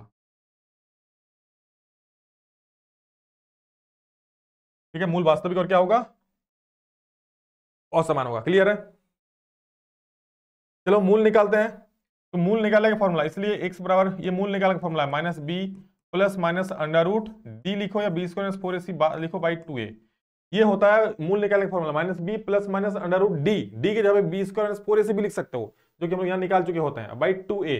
एक एक करके वैल्यू बैठाओ, माइनस बी तो माइनस है, बी का मान कितना है देखो माइनस 7, तो बैठा दिए माइनस 7, क्या दिक्कत, plus minus under root D, D के अंदर में भाई कितना है देखो वैल्यू, डी का वैल्यू 25, बैठा दो, बट्टा में बट्टा 2 में, और ए का वैल्यू कितना 2। चलो अब क्या करेंगे, माइनस माइनस से प्लस तो 7, और प्लस प्लस माइनस से माइनस, ये हो जाए रूट 25, 25 का रूट 5, और ये 2 दूनी 4। ओहो भाई सुन लो, यहां से रास्ता अलग अलग बढ़ जाएगा। मतलब क्या सर, आप कहना क्या चाहते हो, मैं कहना ये चाहता हूं कि भाई आप एक बार प्लस लेके करना, आप क्या करना, एक बार प्लस को साथ लेना बाई 4, और एक बार आप माइनस को भी साथ लेना, क्योंकि भाई मूल 2 को निकलेगा, ठीक है। तो 7 5 12/4 हो जाएगा, और एक बार हुई 7 में 5 गया तो 2/4। क्लियर, तो ये 4 या 12 3, 2 एकम 2 2 दूनी 4, यानी हो जाएगा 3, और कोई दिक्कत नहीं है। 7 5 12/4, 7 में 5 गया तो 2/4, 1/2, और 4 3 12/4 3 गुणा 1/2। ओ ओ ओ हो, ये तो दोस्तों देखो पहला सवाल। और एक सवाल देखो, अब जो 5 नंबर का सवाल देख रहे हो ना, इससे सवाल आएगा, इससे सवाल आएगा, और एक क्वेश्चन फिक्स है, बहुत आसान आएगा, ठीक है। और सुन लो बाबू, बहुत अच्छा चीज बता रहा हूं क्या, ठीक क्या, आई हेट बेबी सोना, क्योंकि I want to be successful होना।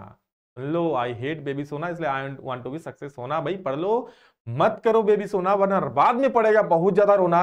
पढ़ लो अभी ज्यादा, इसलिए भैया तब नाम होगा कोना कोना। पढ़ोगे भाई, पढ़ोगे, रोगे, करोगे बाबू सोना, काम करोगे खिलौना, भाई बदनाम ही होगा। और कर लो भी पढ़ाई, नाम होगा कोना कोना। क्या भाई, रो के क्या भिगाओगे बिस्तर का बिछौना आंसू से, पढ़ लो आज, नाम होगा हर एक कोना। चलो आगे बढ़ते हैं, अगला सवाल देखते हैं। सिद्ध कीजिए कि यदि किसी त्रिभुज की एक भुजा के समांतर अन्य दो भुजाओं को भिन्न भिन्न बिंदुओं पर छेद करके वाली रेखा उन्हें अनुपात में विभाजित करती है। क्या बोल रहा है कि सिद्ध कीजिए कि यदि किसी त्रिभुज की एक भुजा के समांतर, ये त्रिभुज है, ये त्रिभुज का कोई भुजा है 3 गो, इस भुजा के समांतर कोई एक रेखा खींचते हैं। समांतर, समांतर मतलब 2 रेखा कभी भी एक दूसरे को प्रतिच्छेद नहीं करेगी। तो जो रेखा खींचे ना, वो क्या करेगी, अन्य दो भुजा, अन्य भुजा मतलब इस भुजा को और इस भुजा को समान अनुपात में बांटेगी, मतलब ये वाला बटा ये वाला, और ये वाला बटा ये वाला। तो चलिए जी करते हैं, फिगर कर दिए हैं खराब, कर दिए हैं सही, कर दिए हैं सही। चलो नेक्स्ट क्वेश्चन, वही वाला सवाल था, करते हैं इसको। क्या बोला, सिद्ध कीजिए यदि किसी त्रिभुज की एक भुजा के समांतर। तो मैंने देखो ये फिगर दिया रहा नहीं रहेगा, मैं पहले से बना के रखा हूं। एक त्रिभुज खींचना सबसे पहले, क्या करना, सबसे पहले ऐसे करके एक त्रिभुज खींचना, इस त्रिभुज के समांतर एक रेखा खींच देना, इसको यहां से मिला देना, इसको यहां से मिला देना, इसको यहां से मिला देना, इसको यहां से मिला देना, त्रिभुज तैयार हो गया। सबका नाम कर देना, नाम देता हूं देखो। हाँ, इसको भी मिलाना भाई, इसको भी मिलाना यहां से, इसको भी यहां से मिलाना, ठीक है, और इसको यहां से मिलाना। बस रचना हो गया। क्या हो गया, हम लोग का रचना हो गया। इसका नाम दे दो, क्या दे दो, नाम। नाम देते हैं ए बी सी, और इसका नाम दो डी, इसका नाम दो डी, इसका नाम दो ई, इसका नाम दो एफ, और इसका नाम दो जी। ई एफ डी ई, इसका जी दोगे, क्या दोगे, जी ई एफ जी, जी दे दो, ठीक है। चलो अब क्या करेंगे देखो, सबसे पहले आप लिखना, हमें एक त्रिभुज एबीसी दिया गया है, दिया गया है, जिसमें में क्या बोला है, बीसी समांतर डी है। क्यों है, क्यों, क्वेश्चन में बोला है कि भाई त्रिभुज की अगर एक भुजा के समांतर दूसरा रेखा खींचते हैं, मतलब ये जो डी है उसके समांतर है, ठीक है, डी उसके समांतर है। तो हमें क्या सिद्ध करना है देखो, तो हमें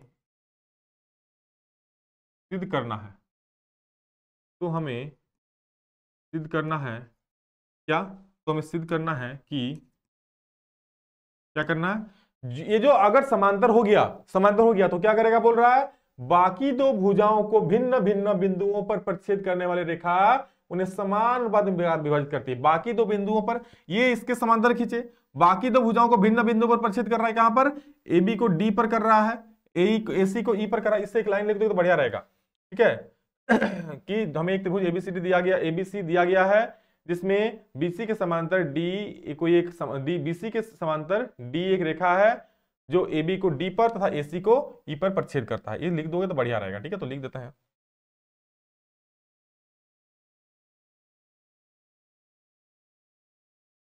बढ़िया रहेगा लिखोगे तो, क्या दिया गया है, जिसमें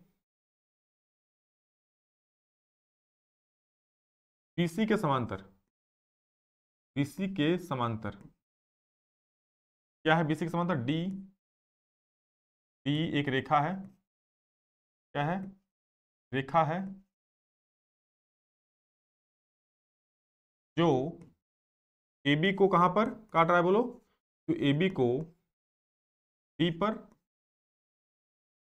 तथा एसी को कहां पर, भाई ए बी को तो डी पर काटा, एसी को ई पर तथा एसी को सॉरी, ए बी को डी पर तथा एसी को ई पर प्रतिच्छेद, प्रतिच्छेद करती है, करती है। तो हमें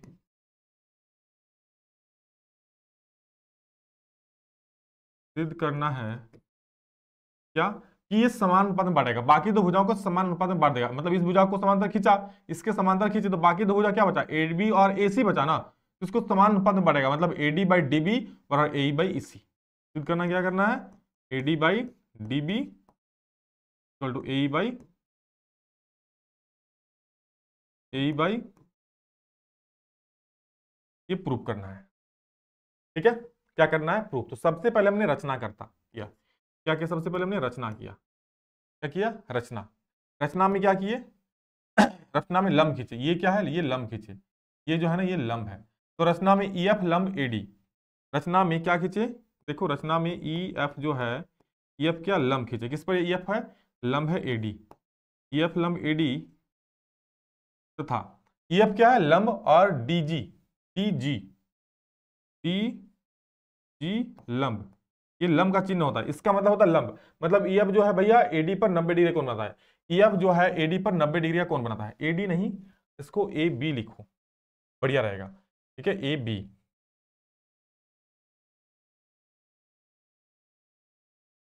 ठीक है। ए बी पूरा पर खींचते हैं। हाँ, क्या खींचे? डीजी, डीजी लंब पूरा भुजा का नाम क्या है? एसी, एसी खींचे, ये हम खुद से खींचे, ठीक है, ये हम रचना किए, ठीक है। अब देंगे प्रमाण। क्या देंगे? प्रमाण लिखो या उपपत्ति लिखो, जो लिखना है लिखो। प्रमाण करते हैं हम, ठीक है, कोई प्रमाण लिखता है, कोई उपपत्ति। अब क्या बोलता है देखो, त्रिभुज एडीई का क्षेत्रफल बटे बीडीई का क्षेत्रफल करते हैं। क्या करते हैं? त्रिभुज एडीई का क्षेत्रफल बटा त्रिभुज बीडी, एक लाइन पहले लिख लो कि त्रिभुज एडीई और बीडीई में क्या, त्रिभुज एडीई और त्रिभुज बीडीई में, आपको एडीई बीडी दिख रहा है, ए डी ऊपर वाला और बी डी नीचे ये वाला, बी डी ये वाला, ये वाला, ये वाला, ठीक है। क्या होगा? त्रिभुज ए बी डी का क्षेत्रफल बटे त्रिभुज क्या लिखते हैं तो एरिया त्रिभुज ए डी ई का क्षेत्रफल दिख रहा है बटा त्रिभुज बी डी ई का क्षेत्रफल बटा त्रिभुज बी डी का क्षेत्रफल। ना तो कर ही सकते हो। क्या होगा? किसी भी त्रिभुज क्षेत्रफल होता है, क्योंकि क्या है, किसी भी त्रिभुज क्षेत्रफल क्या होता है? हाफ गुने आधार गुने ऊंचाई। तो भाई एडी का भी होगा हाफ गुना आधार। बताओ आप, जो एडीई हुआ, एडीई में एडी आधार है तो लिखेंगे एडी, क्या एडी गुने ऊंचाई क्या है बताओ? एडीई में ऊंचाई भाई उस भुजा पर जो लंब होता है, जो 90 डिग्री का भुजा होता है उसको क्या, वो क्या होता है? वो लंब होता है। लंब क्या है? ईएफ है, तो गुना ईएफ लिख देंगे। क्या लिख देंगे? ईएफ लिख देंगे, कोई दिक्कत नहीं सर। बटा नीचे वाला का डीई, बीडीई में, तो बीडीई में देखो, बीडी ये वाला त्रिभुज देखो, बी डी ये वाला त्रिभुज, ये वाला त्रिभुज दिख रहा है, तो ये वाला त्रिभुज है, ठीक है। तो क्या होगा? हाफ गुने हाफ, यहां भी होगा गुने आधार, आधार क्या है? बीडी होगा, आधार क्या है? डीबी होगा, तो डीबी लिखो, और गुने ऊंचाई क्या होगा? भाई यहां पर कोई लंब है देखो तो नहीं दिख रहा है। आगे जाकर अगर वहां पर लंब नहीं मिल रहा है तो आगे जाकर अगर आपको लंब मिल रहा है, मान लो ये कोई त्रिभुज है, ठीक है, ये त्रिभुज है, यहां पर आपको 90 डिग्री नहीं मिल रहा है, तो इसको आगे खींचेंगे इस प्रकार से। मान लो इस प्रकार से एक त्रिभुज है, ऐसे यहां पर लंब नहीं मिल रहा है तो इसको आगे खींच देंगे और यहां पर लंब हो जाएगा, तो वो लंब होता है ना। तो अगर हमको यहां पर नहीं मिल रहा है लंब, आगे जाके देखो इसी भुजा पर आगे ईएफ लंब है ना, तो उसका लंब इस भुजा, इसका भी लंब क्या हो जाएगा? ईएफ हो जाएगा। क्या हो जाएगा? ईएफ, क्योंकि इस रेखा पर लंब जो होगा वो उसका लंब कहलाएगा। इसको ईएफ यहां खत्म, हाफ से हाफ खत्म, क्या बचेगा? एडी बाई डीबी, क्या बचेगा? एडी बाई डीबी, ठीक है, एडी बाई डीबी बच जाएगा। क्लियर है? इसको मान लो समीकरण 1, ठीक है। अब दूसरा करते हैं। अब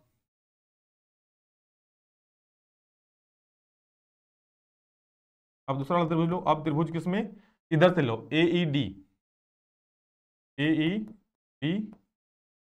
और इधर से लेंगे, उधर बी डी लिए ना, इधर लेंगे सी डी, उधर बी डी लिए, इधर लेंगे सी डी, ए डी और त्रिभुज सीई डी में क्या होगा?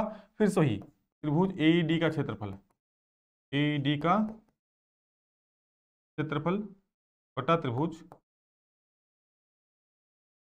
सीई डी का क्षेत्रफल। क्या हो जाएगा? हाफ मतलब 1/2, गुने आधार क्या होगा? देखो ए ई डी, तो ए आधार हो जाएगा, और गुने ऊंचाई क्या होगा? जो उस पर लंब है, क्या है? ए पर लंब क्या है? इस पर लंब क्या है? ए पर लंब क्या है? ए पर लंब सर डीजी है, लिख दो डीजी, बट्टा क्या होगा? हाफ गुने आधार क्या होगा? किसके लिए? सीईडी के लिए, तो आधार तो सीई ही होगा, सीई ही होगा। और लंब क्या इस भुजा में नहीं दिख रहा है सर? आगे देखा कहीं? जी हाँ सर, यहाँ दिख रहा है, डीजी है, तो क्या लिख देंगे? डीजी। अरे भाई डीजे नहीं है, डीजी है, हाफ से हाफ खत्म, डीजी से डीजी खत्म। क्या बचेगा? बचेगा आपका ए by A C, A by, वही लिख दो, ए बाई ए सी। क्लियर है? तो समीकरण 2 मान लो, ठीक है। अब हम यहाँ पे बनाते हैं, जो सब बचा, क्योंकि जगह नहीं है तो ऊपर लिखते हैं, ठीक है। लिखना, चूंकि जो आपका त्रिभुज है क्या, बीडीई और सीडी, लिखना चूंकि लिख दे रहा हूं एक चीज, एक ही आधार, क्योंकि एक ही आधार और समांतर, और क्या, समांतर रेखाओं के बीच बने त्रिभुजों का क्षेत्रफल बराबर होता है। क्या होता है? बराबर होता है, बराबर होता है। सर ये क्यों लिखे आप? क्योंकि देखो ये दोनों आपको बराबर दिख रहा है, ये वाला त्रिभुज, ये वाला पूरा और ये वाला पूरा बराबर दिख रहा है? नहीं दिख रहा है। देखो ऊपर भी क्या है, एडी, ऊपर में क्या है, एडी। अच्छा एडीई और एडी कोई अलग है सर? वही वाला त्रिभुज तो है। नीचे वाला सिर्फ डिस्टर्ब कर रहा है। क्या ये बीडीई है और ये सीईडी है, मतलब ये बीडीई है और ये सीईडी है ना? सिर्फ ये वाला डिस्टर्ब कर रहा है। तो अगर ये दो त्रिभुज के क्षेत्रफल बराबर हो जाए तो पूरा चीज बराबर हो जाएगा? नहीं होगा, क्योंकि ऊपर में तो बराबर है ही, नीचे होगा तो ये पूरा ये और ये बराबर हो जाएगा ना। मतलब क्या, तो यहां हम लिखेंगे एक ही आधार और समांतर रेखाओं के बीच। भाई एक ही आधार, यही एक ही आधार है, इसी में दोनों त्रिभुज बन रहा है, ये वाला और ये वाला। आधार तो एक ही है ना, इसी में ये वाला बना और इसी में ये वाला त्रिभुज बना ना। तो एक ही आधार और क्या, दो समांतर रेखाओं के बीच नहीं बना। देखो दो समांतर रेखा है ना, उसके बीच बना। तो इस प्रकार से अगर कोई त्रिभुज बनता है तो उनका क्षेत्रफल क्या होता है, बराबर होता है। मतलब हम कह सकते हैं सर कि अगर इस प्रकार है, एक ही आधार है और समांतर रेखाओं के बीच में दो त्रिभुज ये बन रहा है, तो ये वाला का क्षेत्रफल और ये वाला का क्षेत्रफल बराबर होगा। मतलब सर एडी बीडीई का क्षेत्रफल और सीईडी का क्षेत्रफल बराबर होगा। भाई बराबर होगा तो ये पूरा इसके बराबर हो जाएगा, पूरा इसके बराबर हो जाएगा ना। चलो इसको थोड़ा सा साफ कर देते हैं, यही तो अच्छा है स्मार्ट बोर्ड का। ठीक है, ये पूरा हो जाएगा बराबर। तो भाई ये बराबर वो, तो क्या ये बराबर वो नहीं होगा? बिल्कुल होगा। ठीक है, क्या होगा देखो, होता है। इसीलिए लिख सकते हैं एरिया ऑफ ट्राइंगल क्या, बीडीई बराबर एरिया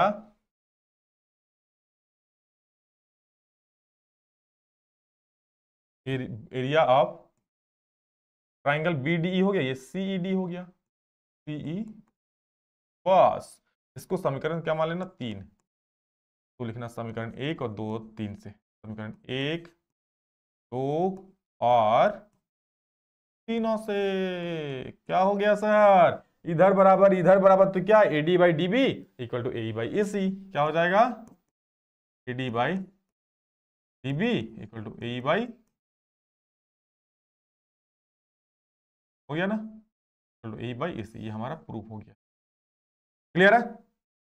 यही आप लोगों को करने बोला था। कोई दिक्कत है किसी को? समझ गए? क्योंकि जब इधर वाला भाई बराबर हो गया इसके, तो उधर वाला भी तो बराबर होगा ना। भाई यही क्षेत्रफल बराबर हो गया इसके पूरा, तो भाई जो उसका जो वैल्यू आया वो भी तो बराबर ही होगा। इसलिए एडी भाई क्यों, समीकरण 1 2 और 3 से ये बराबर हो गया। क्लियर है? क्योंकि ये यहां पर ये क्षेत्रफल दिखा दिया बराबर, तो यहां से कर दिए तो ये वाला क्षेत्रफल भी बराबर हो गया समीकरण 3 से। तो भाई सब बराबर, ये बराबर वो बराबर सब बराबर है। ठीक है, चलो आगे बढ़ते हैं, नेक्स्ट देखते हैं इसमें अगला क्वेश्चन। अगला वर्ग, मीनार के आधार से और एक सरल रेखा में 4 मीटर और 9 मीटर की दूरी पर स्थित दो बिंदुओं से मीनार के शिखर का उन्नयन कोण पूरक कोण है। बोल रहा है क्या कि मीनार के आधार से, मतलब कोई एक मीनार है। ठीक है, यहां पर कोई एक मीनार है, मान लेते कोई एक क्या है, मीनार है। तो मीनार के आधार से और एक किससे, और एक सरल रेखा, मुझे एक सरल रेखा है ऐसा। ठीक है, ऐसा सरल रेखा है। क्लियर? मीनार के आधार और मीनार दो बिंदु, और क्या बोल रहा है, सरल रेखा में 4 मीटर और 9 मीटर की दूरी पर, यहां से क्या 4 मीटर, मान लो ये 4 मीटर है, ये कितना है भाई, 4 मीटर का है। और ये क्या है भाई, यहां से यहां तक का दूरी कितना है, मान लो यहां से यहां तक का दूरी 9 मीटर है। क्या है, 9 मीटर है। क्लियर है? ये वाला दूरी 4 मीटर है और ये पूरा दूरी भाई यहां से यहां तक का कितना है, 9 मीटर है। क्या बोल रहा है कि मीनार के आधार और सरल रेखा, ये मीनार का आधार हो गया और ये सरल रेखा होगा, 4 मीटर और 9 मीटर की दूरी पर दो बिंदुओं से मीनार के शिखर का उन्नयन कोण, दो बिंदु ये हो गया, यहां से मीनार का शिखर का उन्नयन कोण कितना है, पूरक कोण है।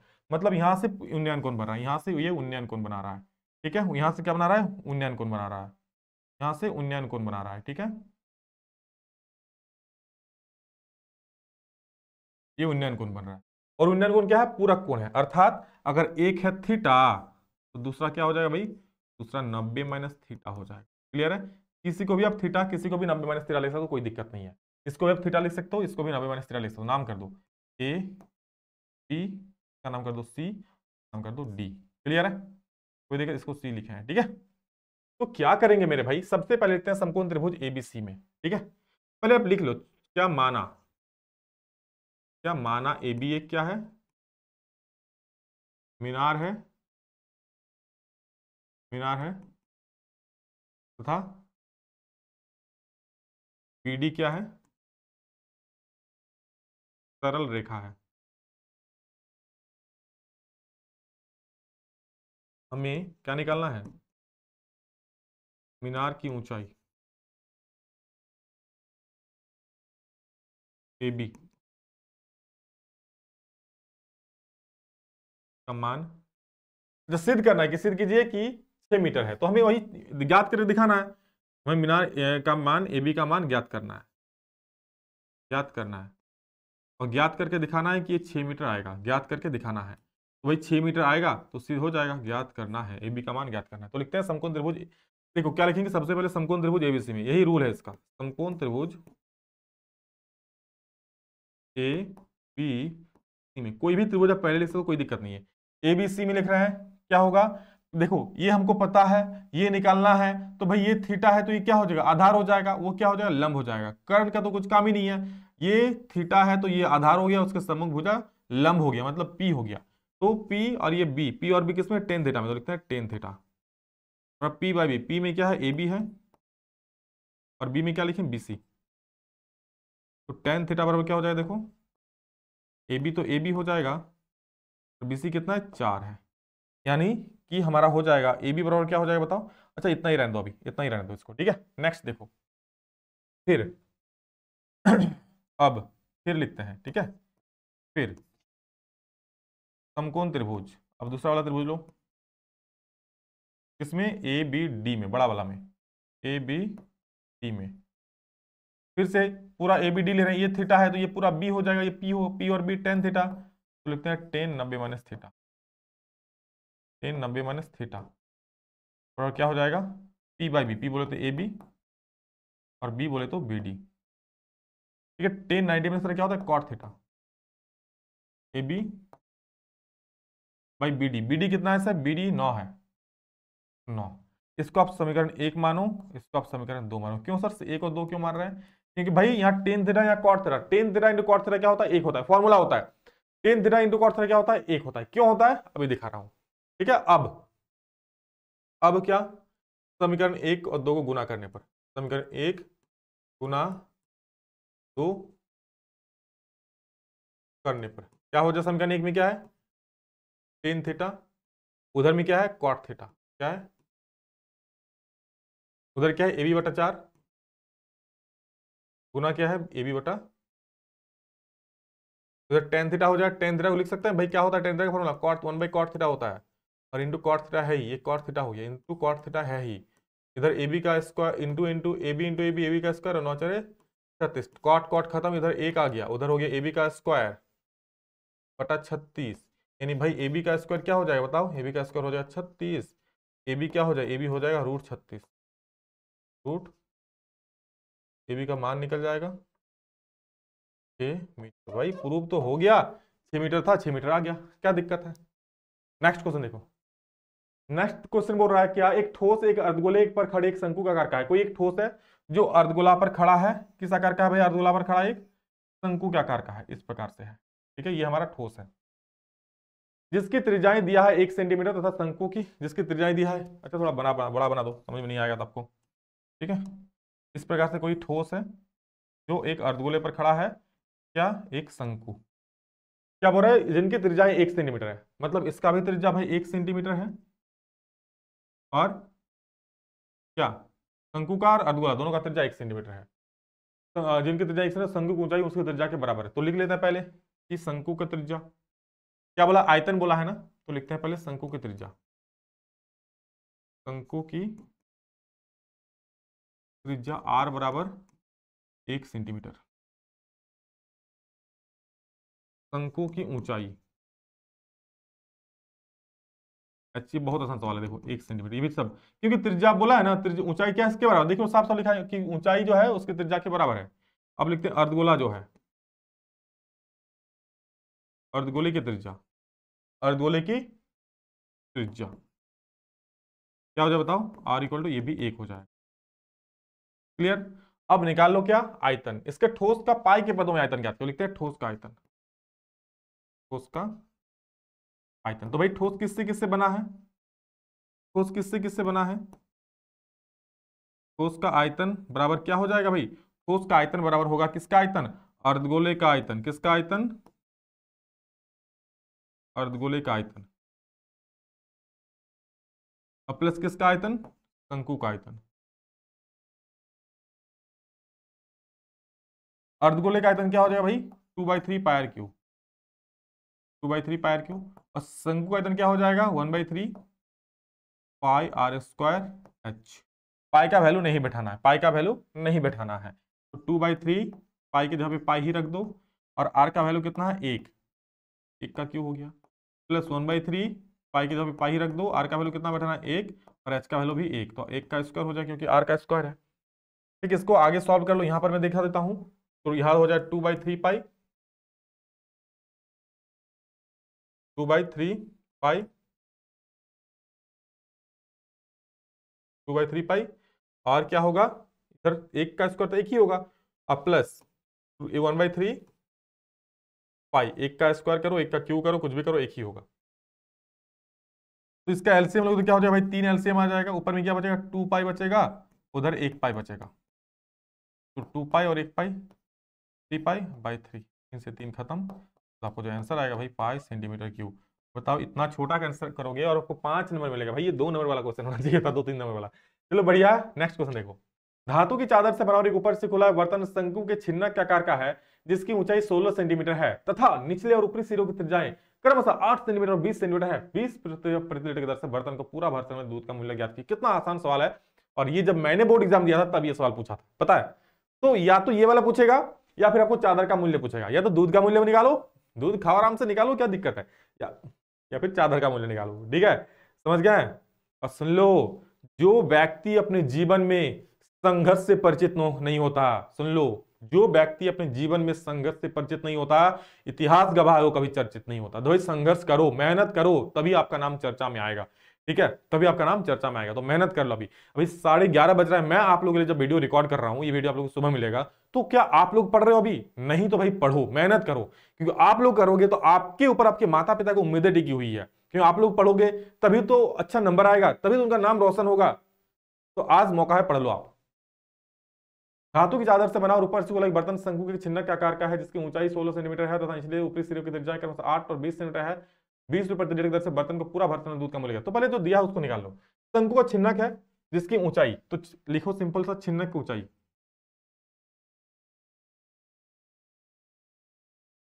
छिन्नक की ऊंचाई h कितना, 16 सेंटीमीटर। क्लियर।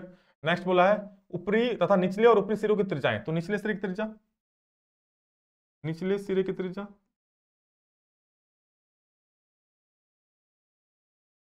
निचले सिरे की त्रिज्या, निचले सिरे की त्रिज्या r। तो अच्छा, पहले ऊपरी वाला लिख लो। मैं ऊपरी वाला R1 लिखूंगा, निचले वाला R2 लिखूंगा। ठीक है, तो ऊपरी वाला पहले लिख रहा हूं मैं। ऊपरी सिरे की त्रिज्या, इसको R1 मानूंगा मैं, हमेशा ऊपरी वाले को R1 ही मानूंगा। कितना ऊपरी वाला का, निचला वाला और ऊपरी वाला, ऊपरी वाला बाद में, 20 सेंटीमीटर ऊपरी वाला है। अब निचले वाला लिख लो, निचली सिरे की त्रिज्या R2 कितना है जी, 8 सेंटीमीटर। क्लियर, कोई दिक्कत नहीं है। निकालो छिन्नक का आयतन। क्या बोला है, प्रति लीटर भर समय दूध को पूरा भर समय दूध का मूल्य ज्ञात कीजिए। तो भाई दूध वही होगा, दूध कितना हटेगा, जो बर्तन है, मान लो ये हमारा बर्तन है, तो इस बर्तन में जितना दूध आएगा ना, तो सबसे हमको क्या, बर्तन का आयतन निकालना होगा। ठीक है, किसका आयतन निकालना होगा, बर्तन का आयतन। ठीक है, तो हम निकालते हैं बर्तन का आयतन। किसका आयतन, बर्तन का आयतन, बर्तन का आयतन,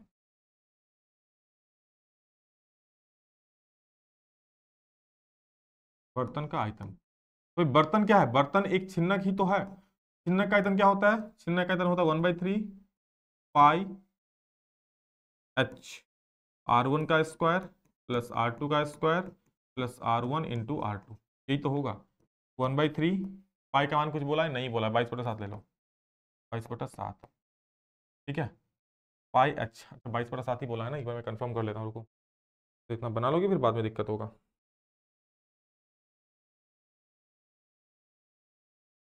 कुछ बोला नहीं, बस थोड़ा साथ ही लो। R1 का स्क्वायर मतलब किसका स्क्वायर जी? 20 का स्क्वायर, प्लस R2 का स्क्वायर मतलब 8 का square, plus 20 R1 into R2 मतलब 20 × 8। ठीक है, ये हो गया। अब देखो क्या हो जाएगा, 1/3 इंटू 22/7। 20 का स्क्वायर यानी 400 हो जाएगा, 8 का स्क्वायर 64 हो जाएगा, और 20 8 160 हो जाएगा। क्लियर? इसको फिर से करोगे, 1/3 गुना 22/7, ये हो जाएगा 400, 100, 500, 624, तो 24। ये कटेगा, किससे कटेगा जी? ये आपका 3 से कट जाएगा। ठीक है, 624 किससे कट जाएगा? 3 से, गुना 624 हो गया, तो 3 से काट दो। 3 से कटेगा, 3 दूनी 6, 3 1, 3 दूनी 6, 3 24, 208। ठीक है, 1/3 पाई R² H, पाई H सही है, पाई। अच्छा, H का वैल्यू नहीं लिखे ना भाई, गलत कर दिए तो आप। H का वैल्यू कहाँ खा गए बताओ? H का वैल्यू यहाँ होना चाहिए था ना, तो H का वैल्यू छोड़ के जाओगे तो बड़ा पछताओगे। H का मान कितना है? 16 है। R1 का स्क्वायर यानी 20 का स्क्वायर, R2 का स्क्वायर 8 का स्क्वायर, R1 इंटू R2 20 × 8। अब बनेगा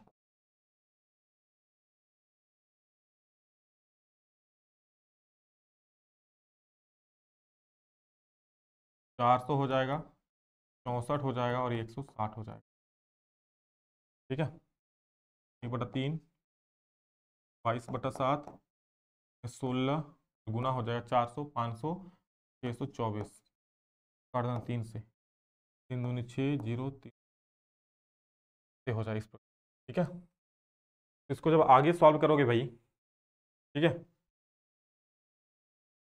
कैसे करोगे? गुना करना, 22 गुना 16 गुना 208 कर देना। ठीक है, 22 गुना 16 गुना 208 करेंगे तो इसका आ जाएगा,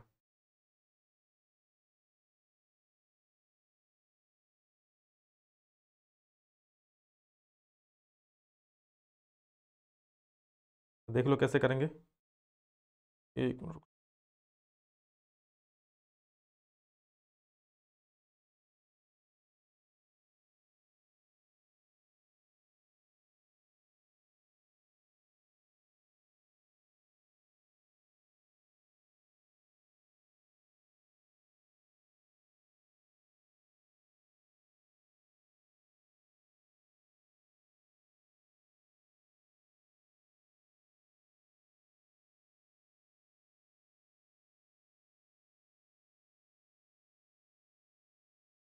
इसको गुना करो, देखो कितना आता है।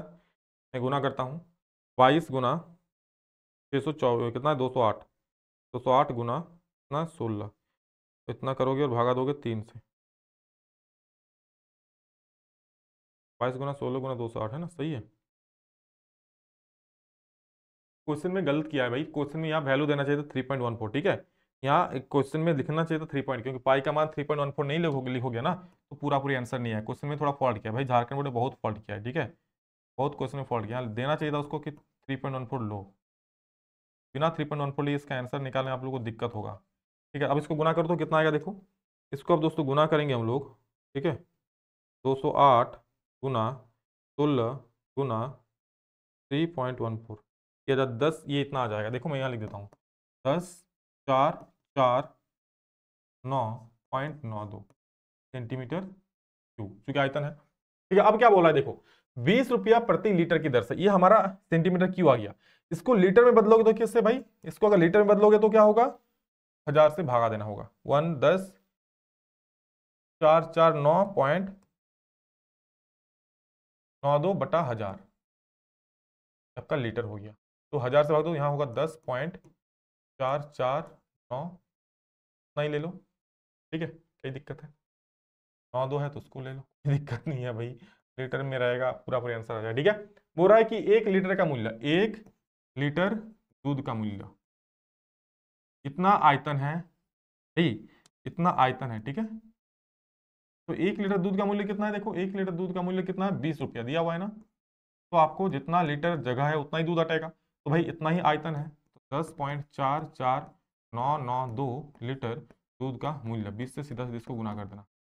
इसको भाई इतना लंबा लेंगे पॉइंट सर, क्या आपका मर्जी, आप 4 4 9 भी या डायरेक्ट 4 5 भी लिख सकते हो भाई, उतना मत लिखना है ना, आप सीधे से 4 5 लिख दो, कोई दिक्कत नहीं है, इतना आप लंबा मत लिखो, आप 4 5 लिख के जाओ, कोई दिक्कत नहीं है, ठीक है, क्योंकि भाई 4 के बाद क्या है 9 है ना, तो आप 49 को 50 लिख दो, 5 लिख दो, कोई दिक्कत नहीं। 10.45 लीटर दूध का मूल्य, तो 10 4 5 से गुना कर दो,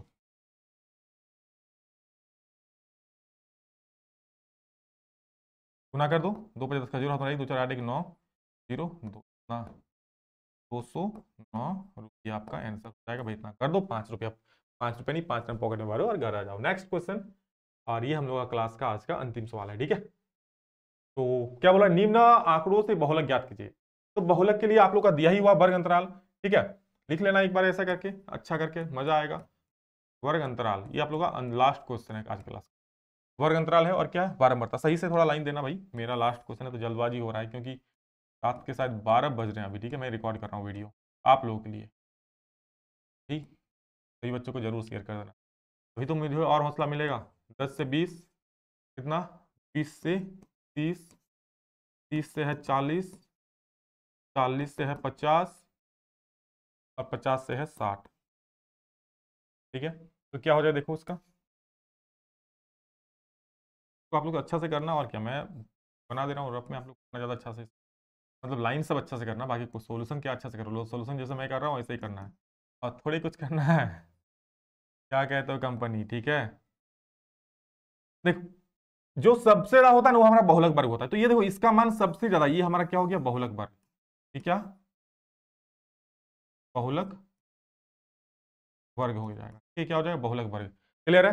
तो बहुलक वर्ग, तो बहुलक हमको क्या क्या मान लिखना है, देखो सबसे पहले हमको क्या, बहुलक का सूत्र देखो, बहुलक का सूत्र, उससे पहले आप वैल्यू लिख लो, क्या एल, एल मतलब क्या, बहुलक वर्ग की निम्न सीमा, बहुलक वर्ग की निम्न सीमा क्या 30, एल क्यों लिख रहा हूँ, क्योंकि फॉर्मूला भी चाहिए मुझे, ठीक है, बहुलक वर्ग की निम्न सीमा हो गया।